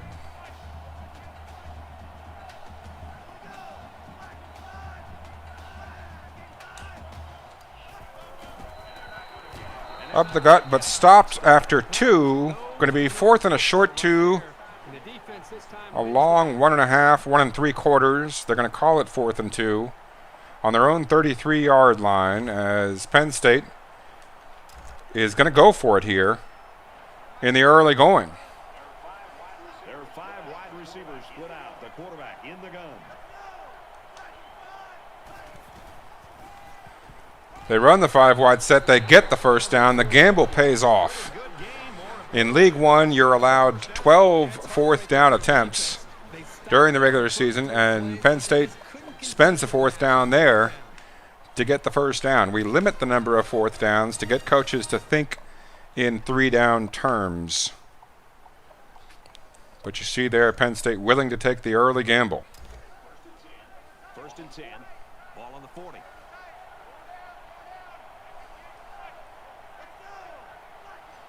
Shotgun split big, facing off against a 4-man front once again. Looks like that's Iowa's MO, 4 men on the line of scrimmage. The handoff up the gut. They select to run the option to Britt on the inside give. And it is there and more as Britt gets the first down. Iowa taken aback after the 4th down conversion. A little bit of early momentum here on this drive for Penn State, trying to respond to the big run by the Hawkeyes. We've got a 1st and 10. Ball on the 49-yard line.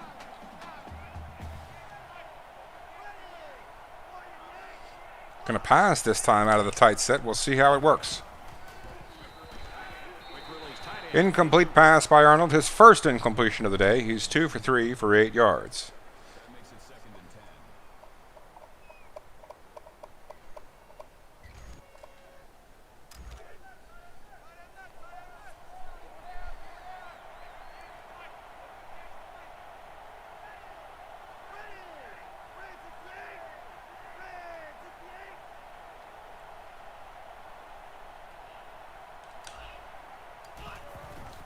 Back to pass goes Arnold. Hits the wide open Johnson over the middle. He's tackled after the catch, but he does pick up 5. That makes it 3rd and approachable.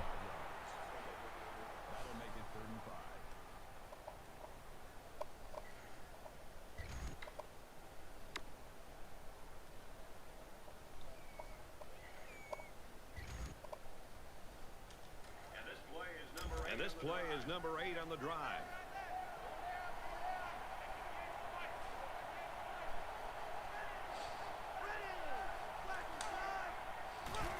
Arnold back to pass, has time, hits Howell on the slant from left to right across your radio dial. He picks up the first down with a 10-yard gain. Going to set up the Nittany Lions on the 34-yard line of the Hawkeyes.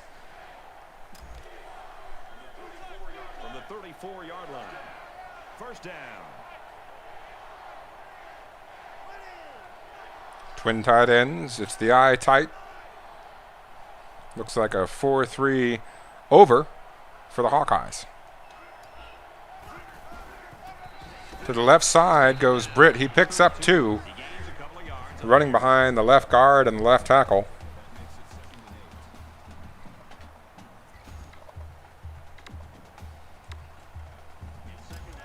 It's 2nd down, 8 to go. Ball on the 32.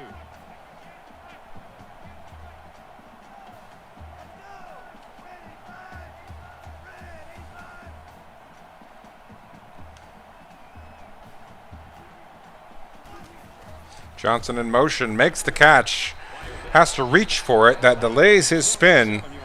He's unable to get yards after the catch, but he does hang on to the football for 5 yards. Now going to be third and an interesting 3 for Penn State.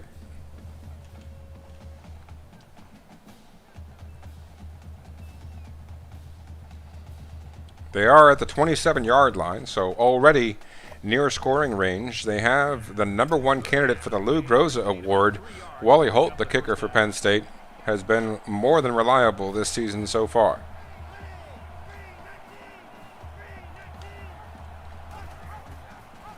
Running the read option and stuffed after a 1-yard gain. Going to be 4th and 2. We'll see if Penn State's ready to go for their second 4th down on this drive. Looks like they're going to take the points. First points are the hardest. And Holt comes out for the attempt.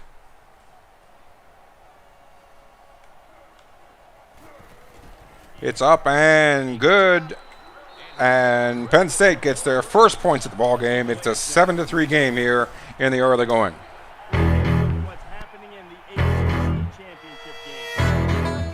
They're now out. Clemson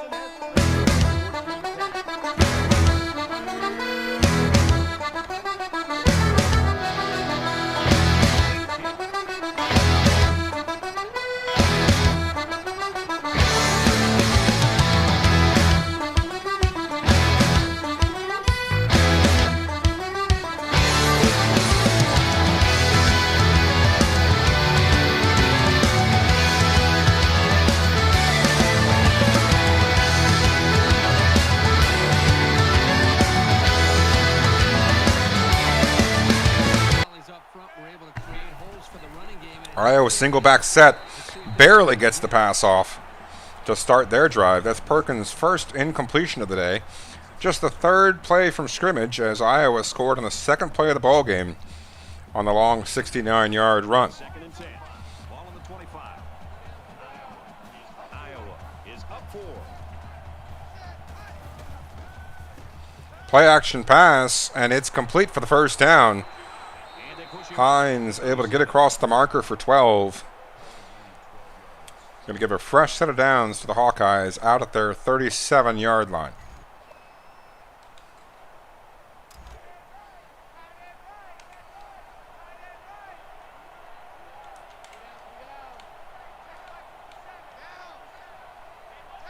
Man in motion left to right. Perkins back to pass, hits the man over the middle. William Huff, the tight end, picking up a 9-yard catch over the middle, his first of the day. Going to set up 2nd and 1, every coach's favorite down and distance. Gives you so much freedom to call whatever you want to call, because you know if you get stopped for a loss of 1 or 2, you still have a reasonable 3rd down.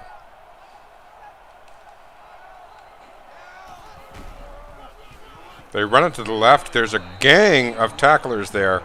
3 of them take down Edmonds simultaneously. Now going to be 3rd and 2.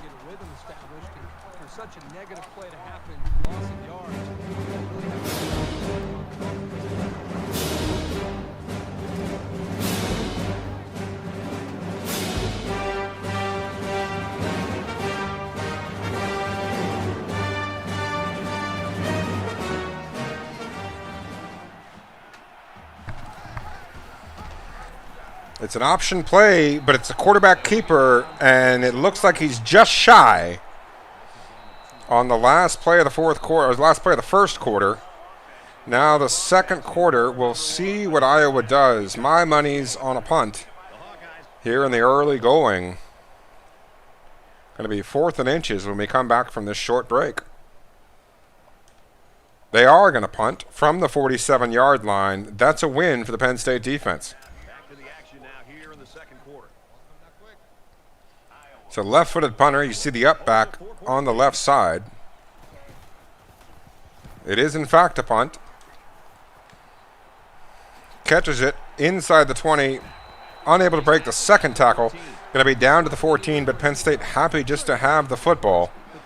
Trailing by 4 to start the second quarter. With 1 quarter down, I really haven't seen too much separation between these two squads. Might be neck and neck the whole way. Shotgun split big. Looks like a triple option to the left. 4-man front for Iowa. Looks like a 4-3 stack. Quarterback keeper picks up 4. Arnold comes away with around 5 yards on that option. The announcers call it 5. Must be 4.5. Gives Penn State plenty of options here on second down from their own 19. It's second down, 6 to go. Ball on the 19.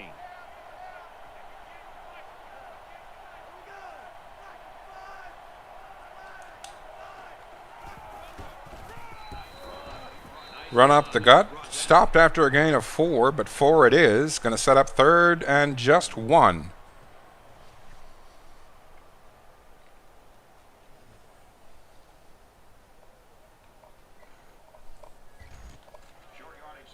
Short yardage situation here. It's 3rd and 1. The Nittany Lions saw one of their top players going down early. A report on the starting tailback for Penn State. Britt out with a shoulder injury. Expected to be back soon, though. Avery, a capable backup in the backfield. Picks up the first down and more. An 11-yard run up the gut. Perfectly, giving the tailback plenty of space to work with, and he took advantage of it.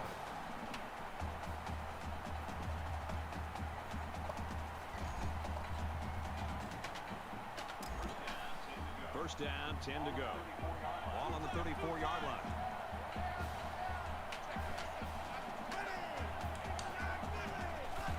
Going to pass out of the twin tight end set. Howell wide open. The wide receiver number 2, also tight end number 2.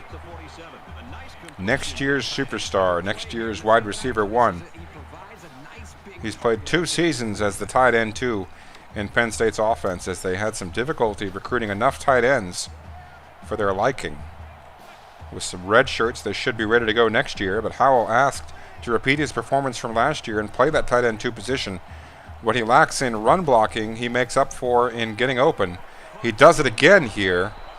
Picks up another first down. That's back-to-back throws to Howell out of the tight set. Another first down for the Nittany Lions. Making them respect the pass.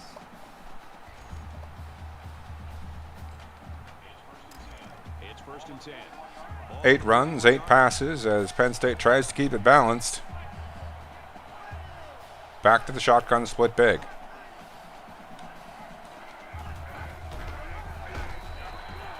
They bring him down in the backfield. Reddick stopped after a loss of 2. Now going to be 2nd and long for the Nittany Lions near the midfield stripe. They're a little bit inside Iowa territory at the 42-yard line.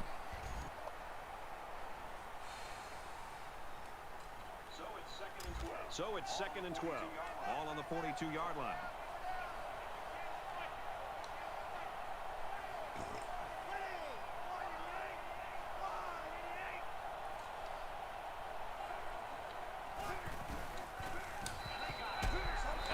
It's a sack as Johnson was bumped a couple of times on his route. Penn State makes the safe decision. The number 1 look on the passing play was disrupted on his route, and rather than throw it into heavy coverage, Penn State wisely takes the sack. It may hurt in the short term, but that's a heck of a lot better than an interception. I was actually hitting it to throw into the 8th play of throw this the drive. tight end right at that second. 3rd and long. With 5 wide receivers. 19 yards to go. Penn State running the 4 verticals out of the 5 wide. Fires that quickly. Arnold off target for only the 2nd time today. He's 7 of 9, but unfortunately for Penn State, that one sails wide. The user's quarterback accuracy set to 5%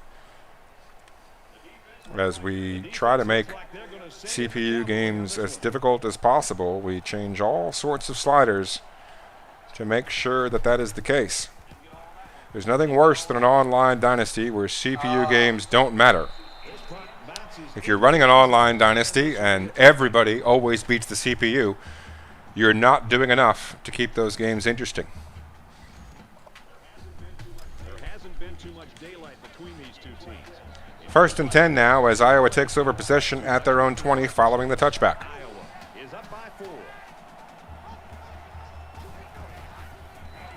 And Perkins goes down under the heavy rush by the Nittany Lions. Another one bites the dust. Another one bites the dust. And another one gone. And another one gone. Another one bites the dust. Yeah. Hey, gonna get to do. Another one bites the dust. Shoot up. Second and a mile now, 18 yards to go. We'll see what the conservative Hawkeyes come up with. They're still in the I formation. They run a play action pass. They hit the fullback to the right side, and Pendleton picks up 9. Going to make it 3rd and 9. We're at the 3-minute mark of the first half. Iowa so far 0 for 1 on third downs. Just had the one, only had 2 possessions, as both teams tend to take up a lot of clock. Edmonds makes the catch, breaks the first and second tackle, but not the third, and Penn State contains. They're going to get the football back here with a chance to get points right before the half. 2.5 minutes to go, clock ticking. Avery is back deep to return.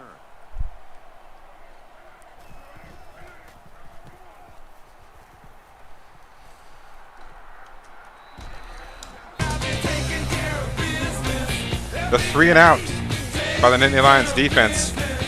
Going to give them good field position. Taking over at their own 36-yard line. 2:19, 3 timeouts. Been fairly even. And with so little separation, this game can be drastically changed on just 1 or 2 plays.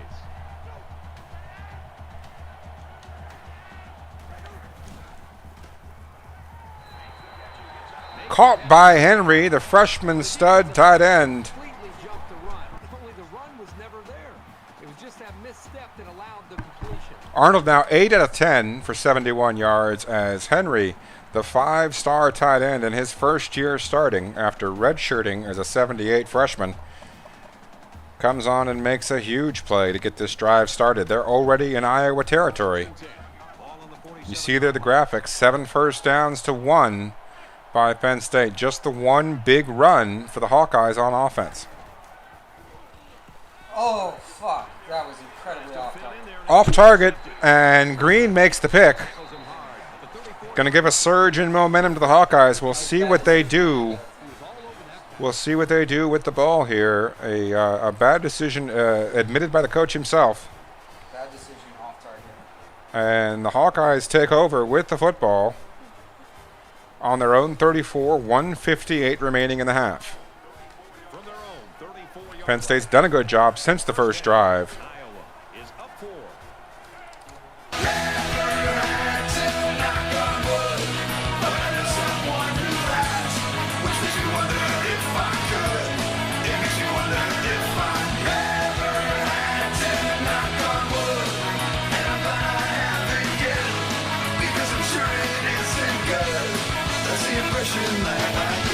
The incompletion on the slant from left to right, thanks to the song. 2nd down and 10 to go. Now Iowa facing 2nd and long.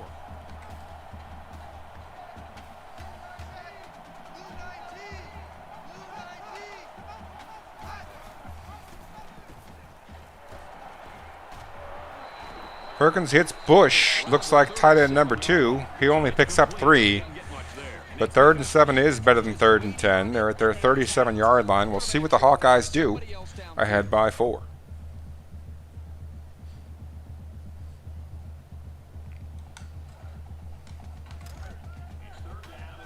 It's 3rd down and 7 to go. Ball on the 37. Looks like shotgun wide trips for the Hawkeyes against a 4-man front for Penn State. The Nittany Lions getting a little bit out of their 3-3-5 traditional defense, willing to adapt to what Penn State's doing. Unfortunately, this time, Bush makes his 2nd consecutive catch, this time for 14 yards, Coverage for a first down. as the Hawkeyes get just across the midfield stripe.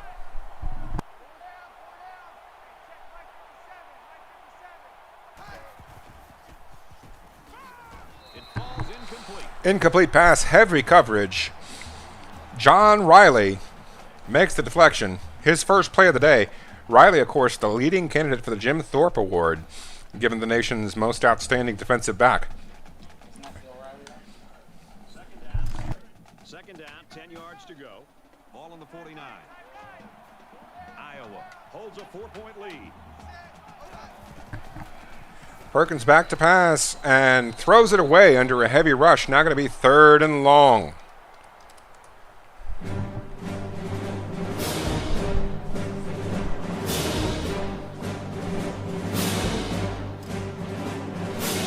Big play coming here. Is Iowa going to get into scoring range? Is Penn State going to get the ball back? Let's see.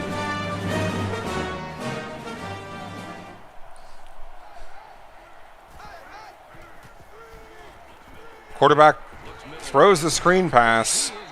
You know the CPU loves those, especially on 3rd and 10. Iowa unable to get the completion. Unable to get the first down. 4 yards on the completion as Penn State was ready for it, had multiple defenders in the area. Hawkeyes willing to punt. Penn State is going to get the ball back with a chance to get some points. They've got 1 timeout and 1 minute and change following this punt. It's going to go through the back of the end zone with 1:09. Penn State looking to get points, but certainly not looking to make this game any more difficult than it already is. They're very well prepared, but I'm with you. It's one thing to have great defense. It's another thing when those defenses are going up against offenses that just are not clicking right now and hitting on all cylinders. 5 wide receivers. Johnson gets open. Gets the 18-yard catch just before his cut. The early throw. Penn State sees the receiver open, not willing to wait for the cut. Takes the yardage. Good start to the drive. Incomplete pass. Wilson with a deflection. He made a good adjustment. Looked like he might have been going for the underneath receiver, the A receiver on that middle slant, but then adapted and switched off to the right bumper. Making a good play there was Wilson for Iowa. Empty backfield, quarterback in the gun. 5 wide receivers.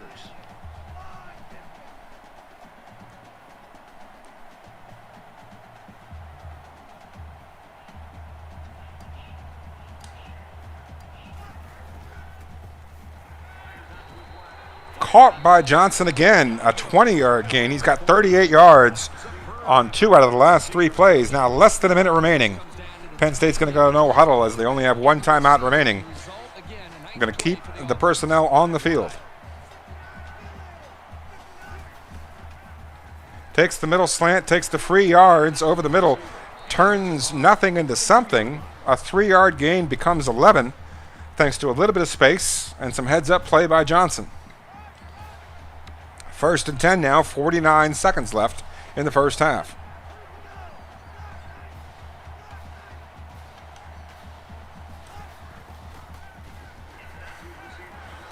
Hits the underneath man. Howell makes the catch and turns it into 14 yards.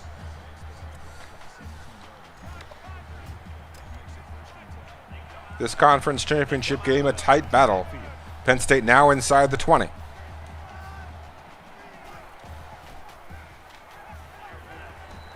Hits the underneath man in heavy coverage. Howell able to make the catch. The defender right there, but Howell hangs on and gets the first down.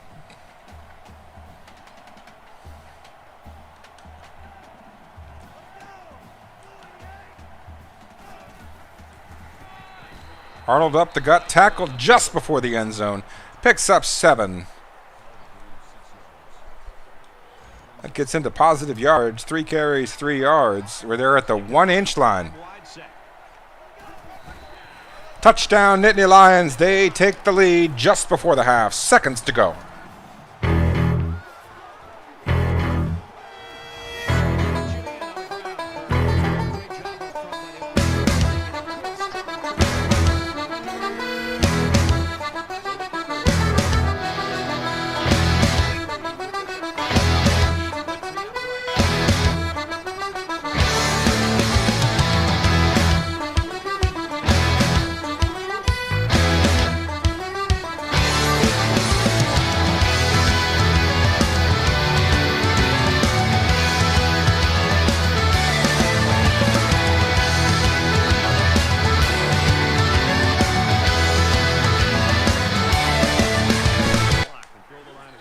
Hello, Germany's next fusion. Welcome back. I asked Germany, is he visiting? I want to know if he's visiting the United States with He's Marco having this week. a great individual performance in this game. Coach Ninja, the coach of Penn State, taking a moment. He'd like to know if Germany is visiting the United States with Marco this week. Merkel. Angela Merkel. And Angela Merkel in the United States this week. That's not everyday speed you're talking about with this guy. This is a unique burst combined with a really impressive field vision. First and 10. Ball on their own 37. Single back set for Iowa. 8 seconds to go before the half. Not expecting much as either team here. He guns it left side. Going to be a catch, but only 3 seconds to go. Just going to give Iowa enough time to chuck it deep and say a prayer.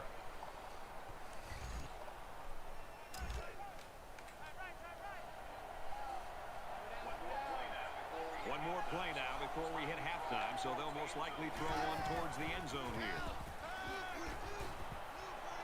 Hail Mary set up. It's bombed deep. Fuck! And that is a completion. A Hail Mary in a sea of hands. Sean Hines makes a massive touchdown catch. In a tight bowl game like that, like this, that's a big play. That gives Iowa a heck of a jolt. Just before the half. 14-10 Hawkeyes on the 50-yard Hail Mary just on the last play of the half. An unbelievable series of events leaves Penn State down by 4 as we hit the break. Glad to have you with us in the studio for the EA Sports NCAA Football 14 halftime show presented by Nissan. Innovation. All right, Reese and David, thanks, guys. Second half action just about ready to start here. Sends it sailing downfield. I score points and get next. This one's going to be down in the end zone for a touchback. Kirk, if this keeps going like it has been, we are going to have one exciting fourth quarter. I just hope we continue to see this kind of execution. It's a lot of fun. Germany, it depends on how you define realistic football. It kind of has that feel. Will it ever get to the point where we can't discern the difference? I doubt it. Deficit can be easily overcome. Sure. Thankfully, most of these games allow for sliders In this series, the that allow you to manipulate the way that the game reacts to certain things. We do the best that we can to ensure that CPU games are competitive and difficult to win against good teams.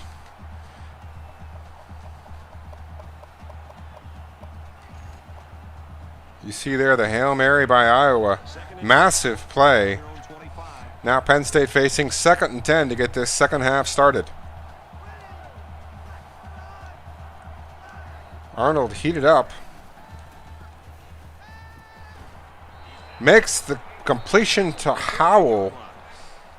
Wide receiver 2, Chris Howell. His 6th catch of the day for 73 yards. He's been an active participant in the Penn State offense today.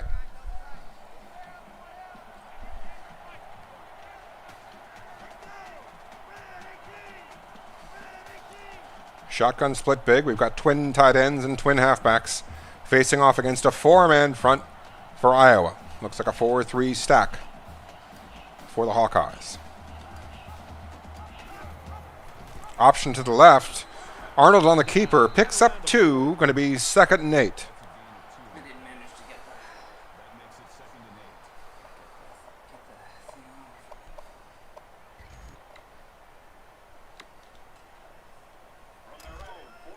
From their own 40-yard line. Second down.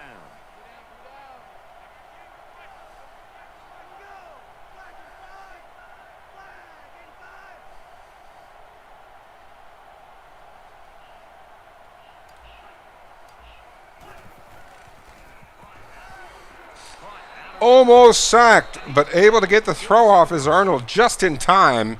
And Britt turns 7 into 13. We've got a first down for the Navy Lions across the midfield stripe.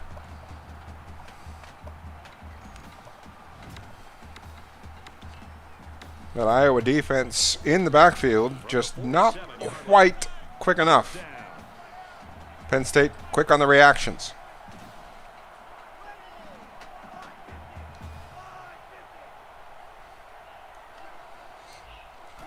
Arnold now from orange to red on the heated up.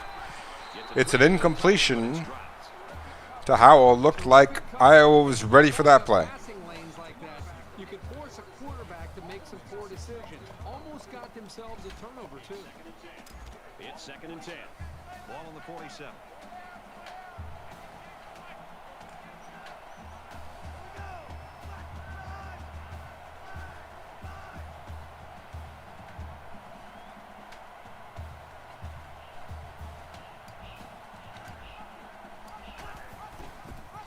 It's the read option. Arnold on the keeper picks up a solid 6-yard gain. Not going to be third and approachable. 4 yards allows you a little bit of flexibility.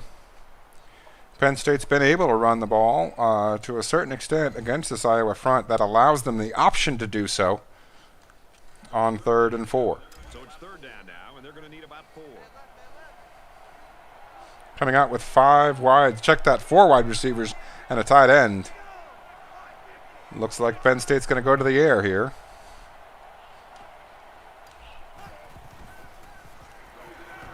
Complete to Johnson. He gets the first down. 11 yards off to the right side. He's got 8 for 78. By far the leading receiver for the Nittany Lions. They're now at the 30-yard line in scoring range here in the 3rd quarter.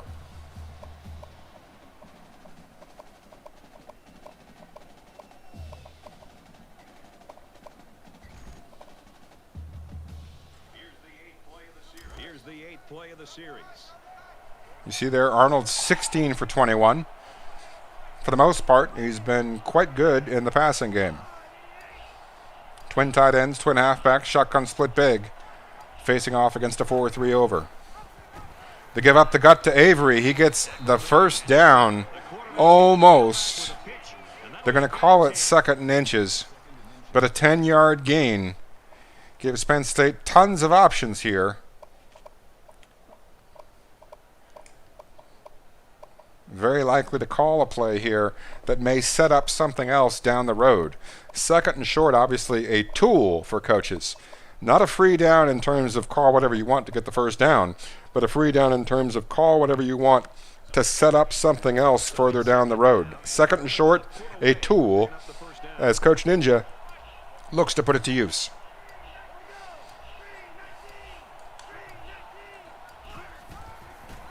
It is a run up the gut, and Britt falls forward. Penn State happy to get the first down. They'll take one in that situation. Weren't expecting anything explosive on that play, just wanted the marker. The ball now at the 19-yard line. 3 minutes remaining in the 3rd quarter. 14-10 Hawkeyes. Number 2 versus number 3. Here's play number 10 on the drive.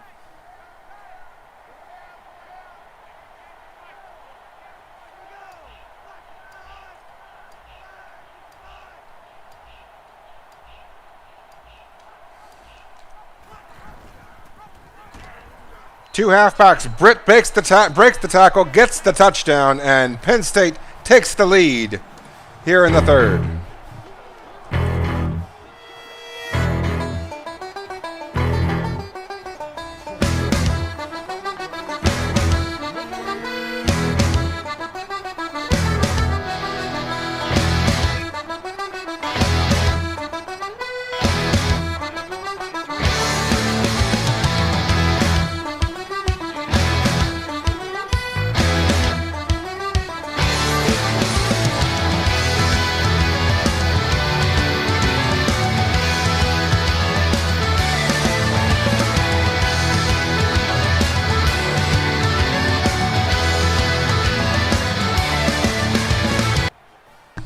To answer your question, Germany, I am not a coach in real life. That's actually CWAC. He does happen to be in the lobby. If CWAC, who is a real-life coach and also a member of our dynasty, wants to handle your question, Germany, I think he might be the best man for it. He happens to also not only be a coach, but in fact a defensive coordinator. Keep running their offense as usual here. I don't think they need to feel any anxiety about trailing.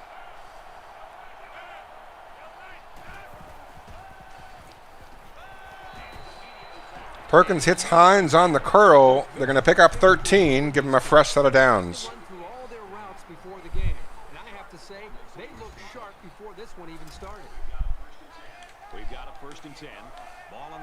38-yard line.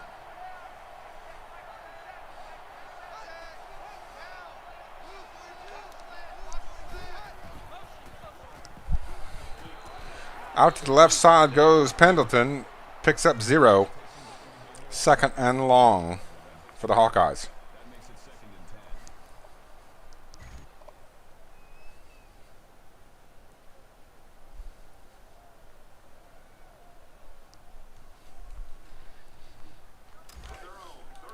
From their own 38-yard line. It's 2nd down.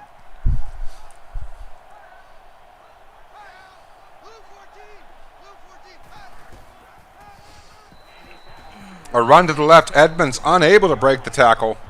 It's going to be a loss of 2. If he had been able to break the tackle, that could have been a long run. Instead, it's a loss of 2. Now going to be 3rd and a mile. Iowa having some difficulty now trying to respond to the touchdown by the Nittany Lions.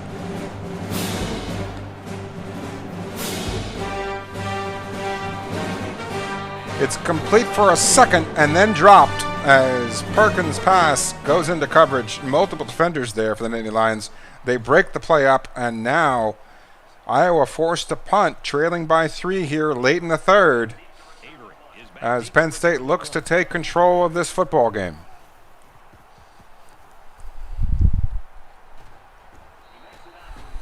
He makes it out to maybe the 30-yard line. Well, this is a competitive game. It's fun to watch these two teams go back and forth. Just when you think one team has the edge, the other gets right back into it. This is exciting.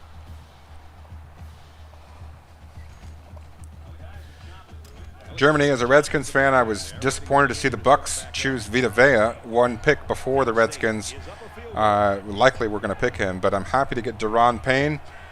He's a good addition. You look at the NFC East with Saquon Barkley and Ezekiel Elliott and LeGarrette Blount for Philadelphia. You're going to have to stop the run if you want to compete in the NFC East.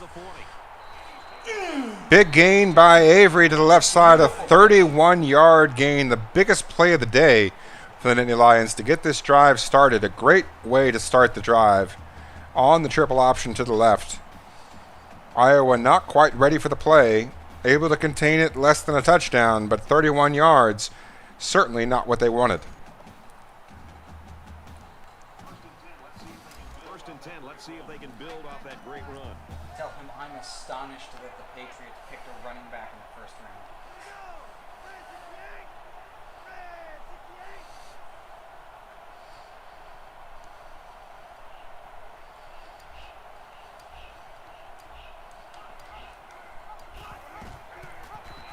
Another run up the gut. Britt picks up 4. The option to the tailback, good for about 4 yards. Less than 50 seconds remaining here in the 3rd.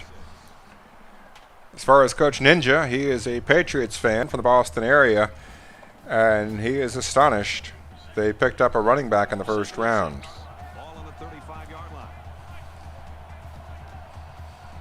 Twin tight end set. You see Arnold blinking red. He is hot right now. Complete to Howell. Tackle just shy. Going to be 3rd and 2 as we approach the end of the 3rd quarter.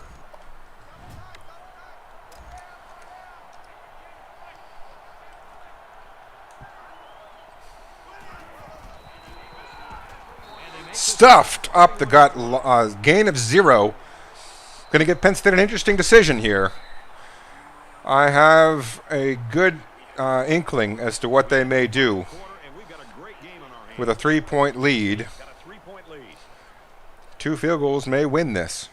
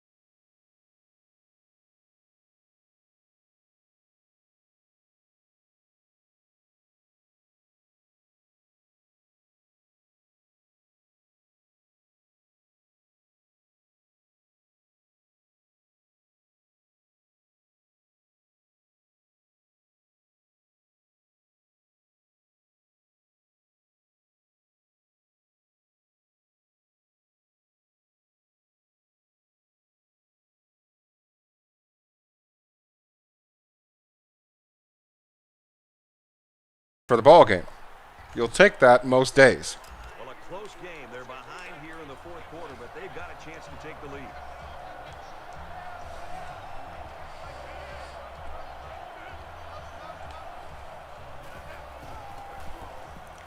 Quick throw. Out to the left side, Johnson picks up the first down and a few more, picks up 19 yards to get the Hawkeyes started. We're in the early going of their response. Penn State in the second half, so far, playing good defense, containing the Hawkeyes on offense. Nobody's under greater pressure right now than John Perkins, the quarterback for Iowa. Ball on the 44-yard line.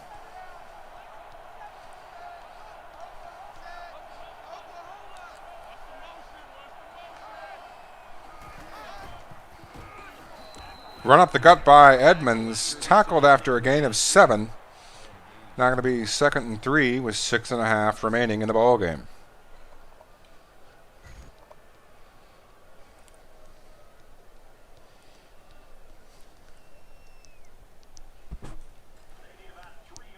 They need about 3 yards to get the first here on second down.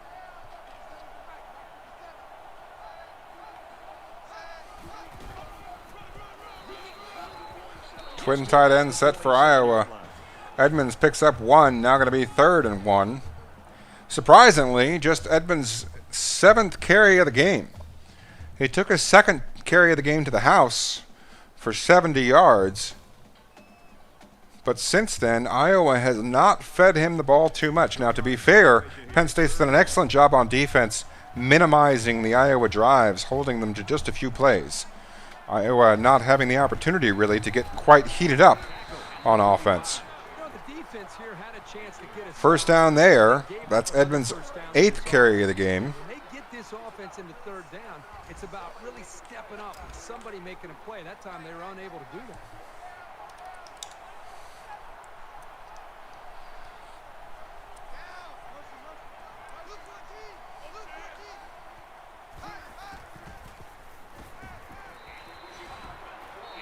Hines on the completion near the sideline. Going to pick up 3. That'll make it 2nd and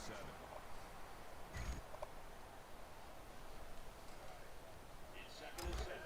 It's 2nd and 7. Ball on the 43.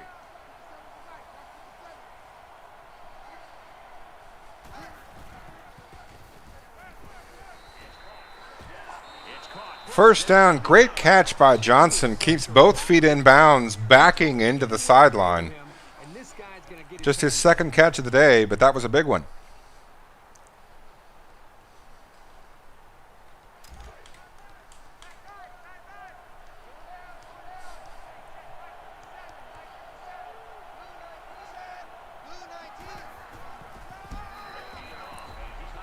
Handoff up the gut to Edmonds, but the defense is there with 2 bodies. They tackle him for a loss of 3. Hollis, the leader on the tackle there.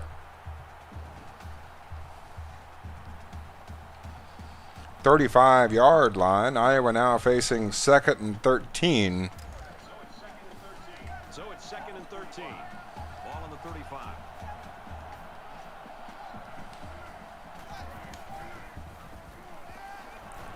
It's complete to the right side to Huff. A 10-yard catch for the tight end. Just his 2nd catch of the day. Iowa not really focusing on the tight end, but able to get a 10-yard gain there. Play number 9 of this current drive. Hawkeyes just 2 for 6 on 3rd downs on the day. Runs the pitch to the left side. There's a tackler there and help. They're going to get the stop. It's a loss of 2. Going to be really interesting to see what Iowa does here with just 4 minutes remaining. Down by 6. The conservative coach kicks it. The aggressive one goes for it. They are going to go for it. 4th and 4. We'll see how Penn State responds. 4th down.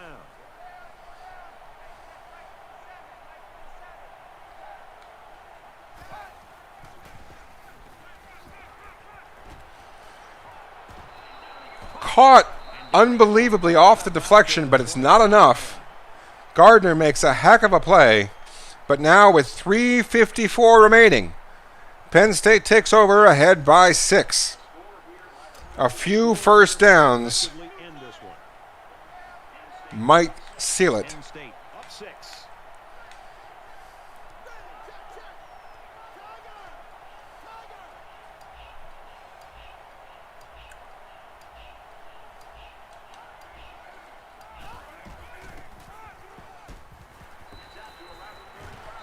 Britt breaks a tackle. Just about the perfect result. 9 yards, 2 feet, 10 inches. It's second down, and they're about the length of the football from the first down marker.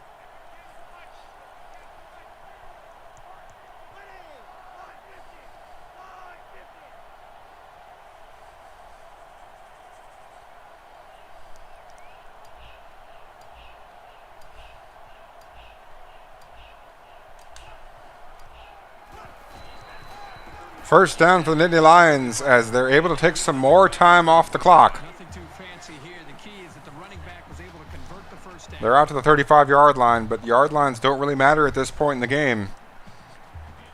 Penn State just watching those seconds melt off the clock. 35.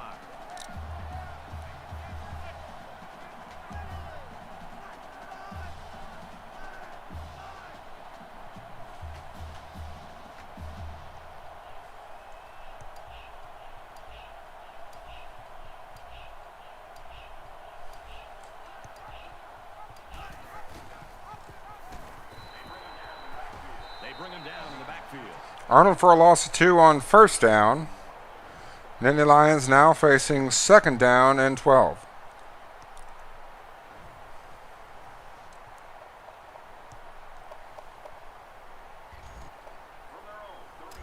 From their own 34-yard line. It's second down. So an empty back. 5 wide receivers. Penn State spreads them out.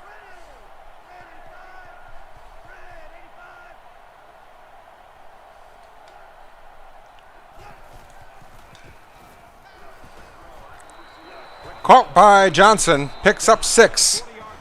Iowa calls their first timeout. We've got 3rd and 6. Big play coming here.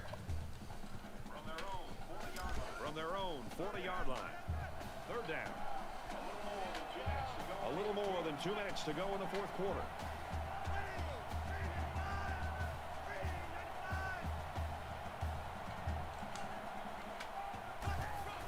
Five wide receivers. Penn State runs the ball. The quarterback keeper taking the Iowa defense off guard. Down and medium. You'd think the defense would have a chance here. Big first down there. Gutsy call by Coach Ninja, running the 5 wide quarterback keeper on 3rd and 6. Run, especially on third down. Oh, no. Yeah, From their own 47-yard line. It's first down.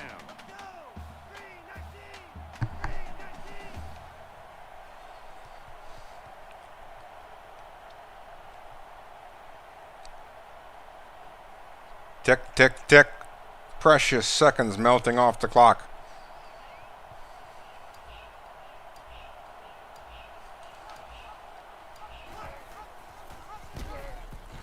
Arnold on the keeper.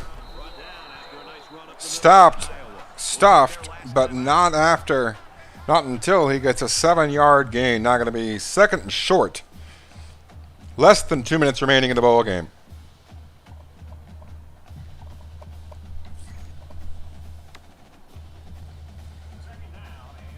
Second down, and they're going to need about 3 yards to pick up the first down.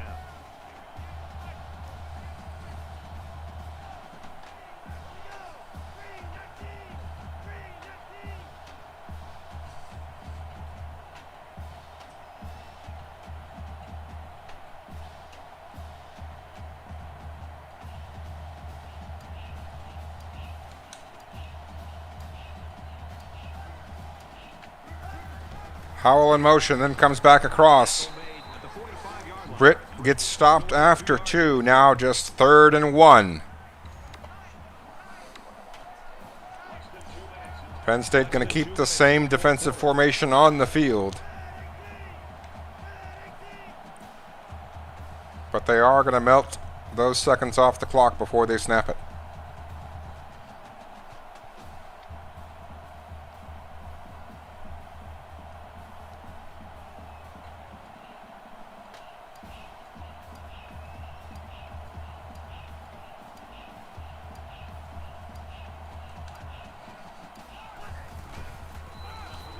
That's another first down. I believe that might be the ball game. There's 1:14 remaining. Penn State can take knees from here. They will win the Big Ten championship game. They will advance to the national championship more than likely. A greater than 95% chance. We'll look to see what happens in the polls following the conference championship games. But we know that number 1 beat number 7. We know that number 3 beat number 2. Number 4 beat number 13 by 1 point. LSU may be on the outside looking in. We may have our second ever user national championship game in League 1. There's an excellent chance that both WSU and Penn State could face off next weekend on Saturday. We're going to move the bowl games one day past our usual Friday night broadcast. We will play the games on Saturday evening. That's because Coach Seawack will be driving a few hours to join up with us. We'll broadcast a triple header, 3 user bowl games, probably only 2 user bowl games, as we expect to see Penn State versus Washington State, the 2 teams you've been following all year, face off in the national championship game. It will be Penn State's first appearance in the national championship game.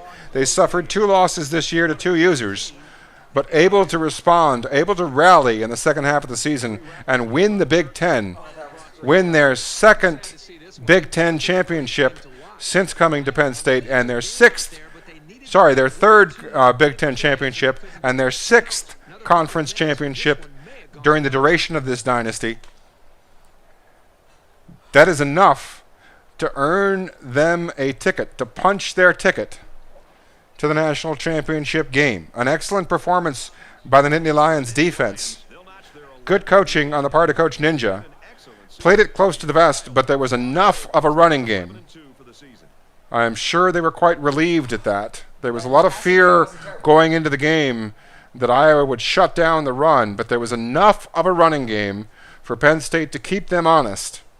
And the defense, as usual, came to play and held Iowa to just 14 points.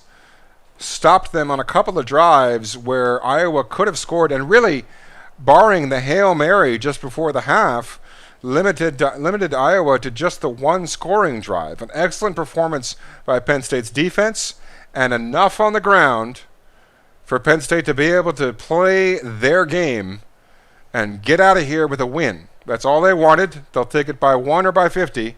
Today it was by 6, but they have punched their ticket to the BCS National Championship game, likely against number 1 WSU, yours truly.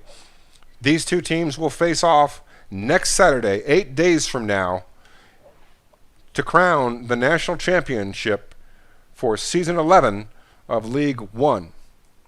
We thank you for joining us. We hope to catch you 8 days hence, where Penn State, coached by Coach Ninja, will take on WSU, coached by myself, for the national championship. Have a great week, ladies and gentlemen. We hope you kick the shit out of it.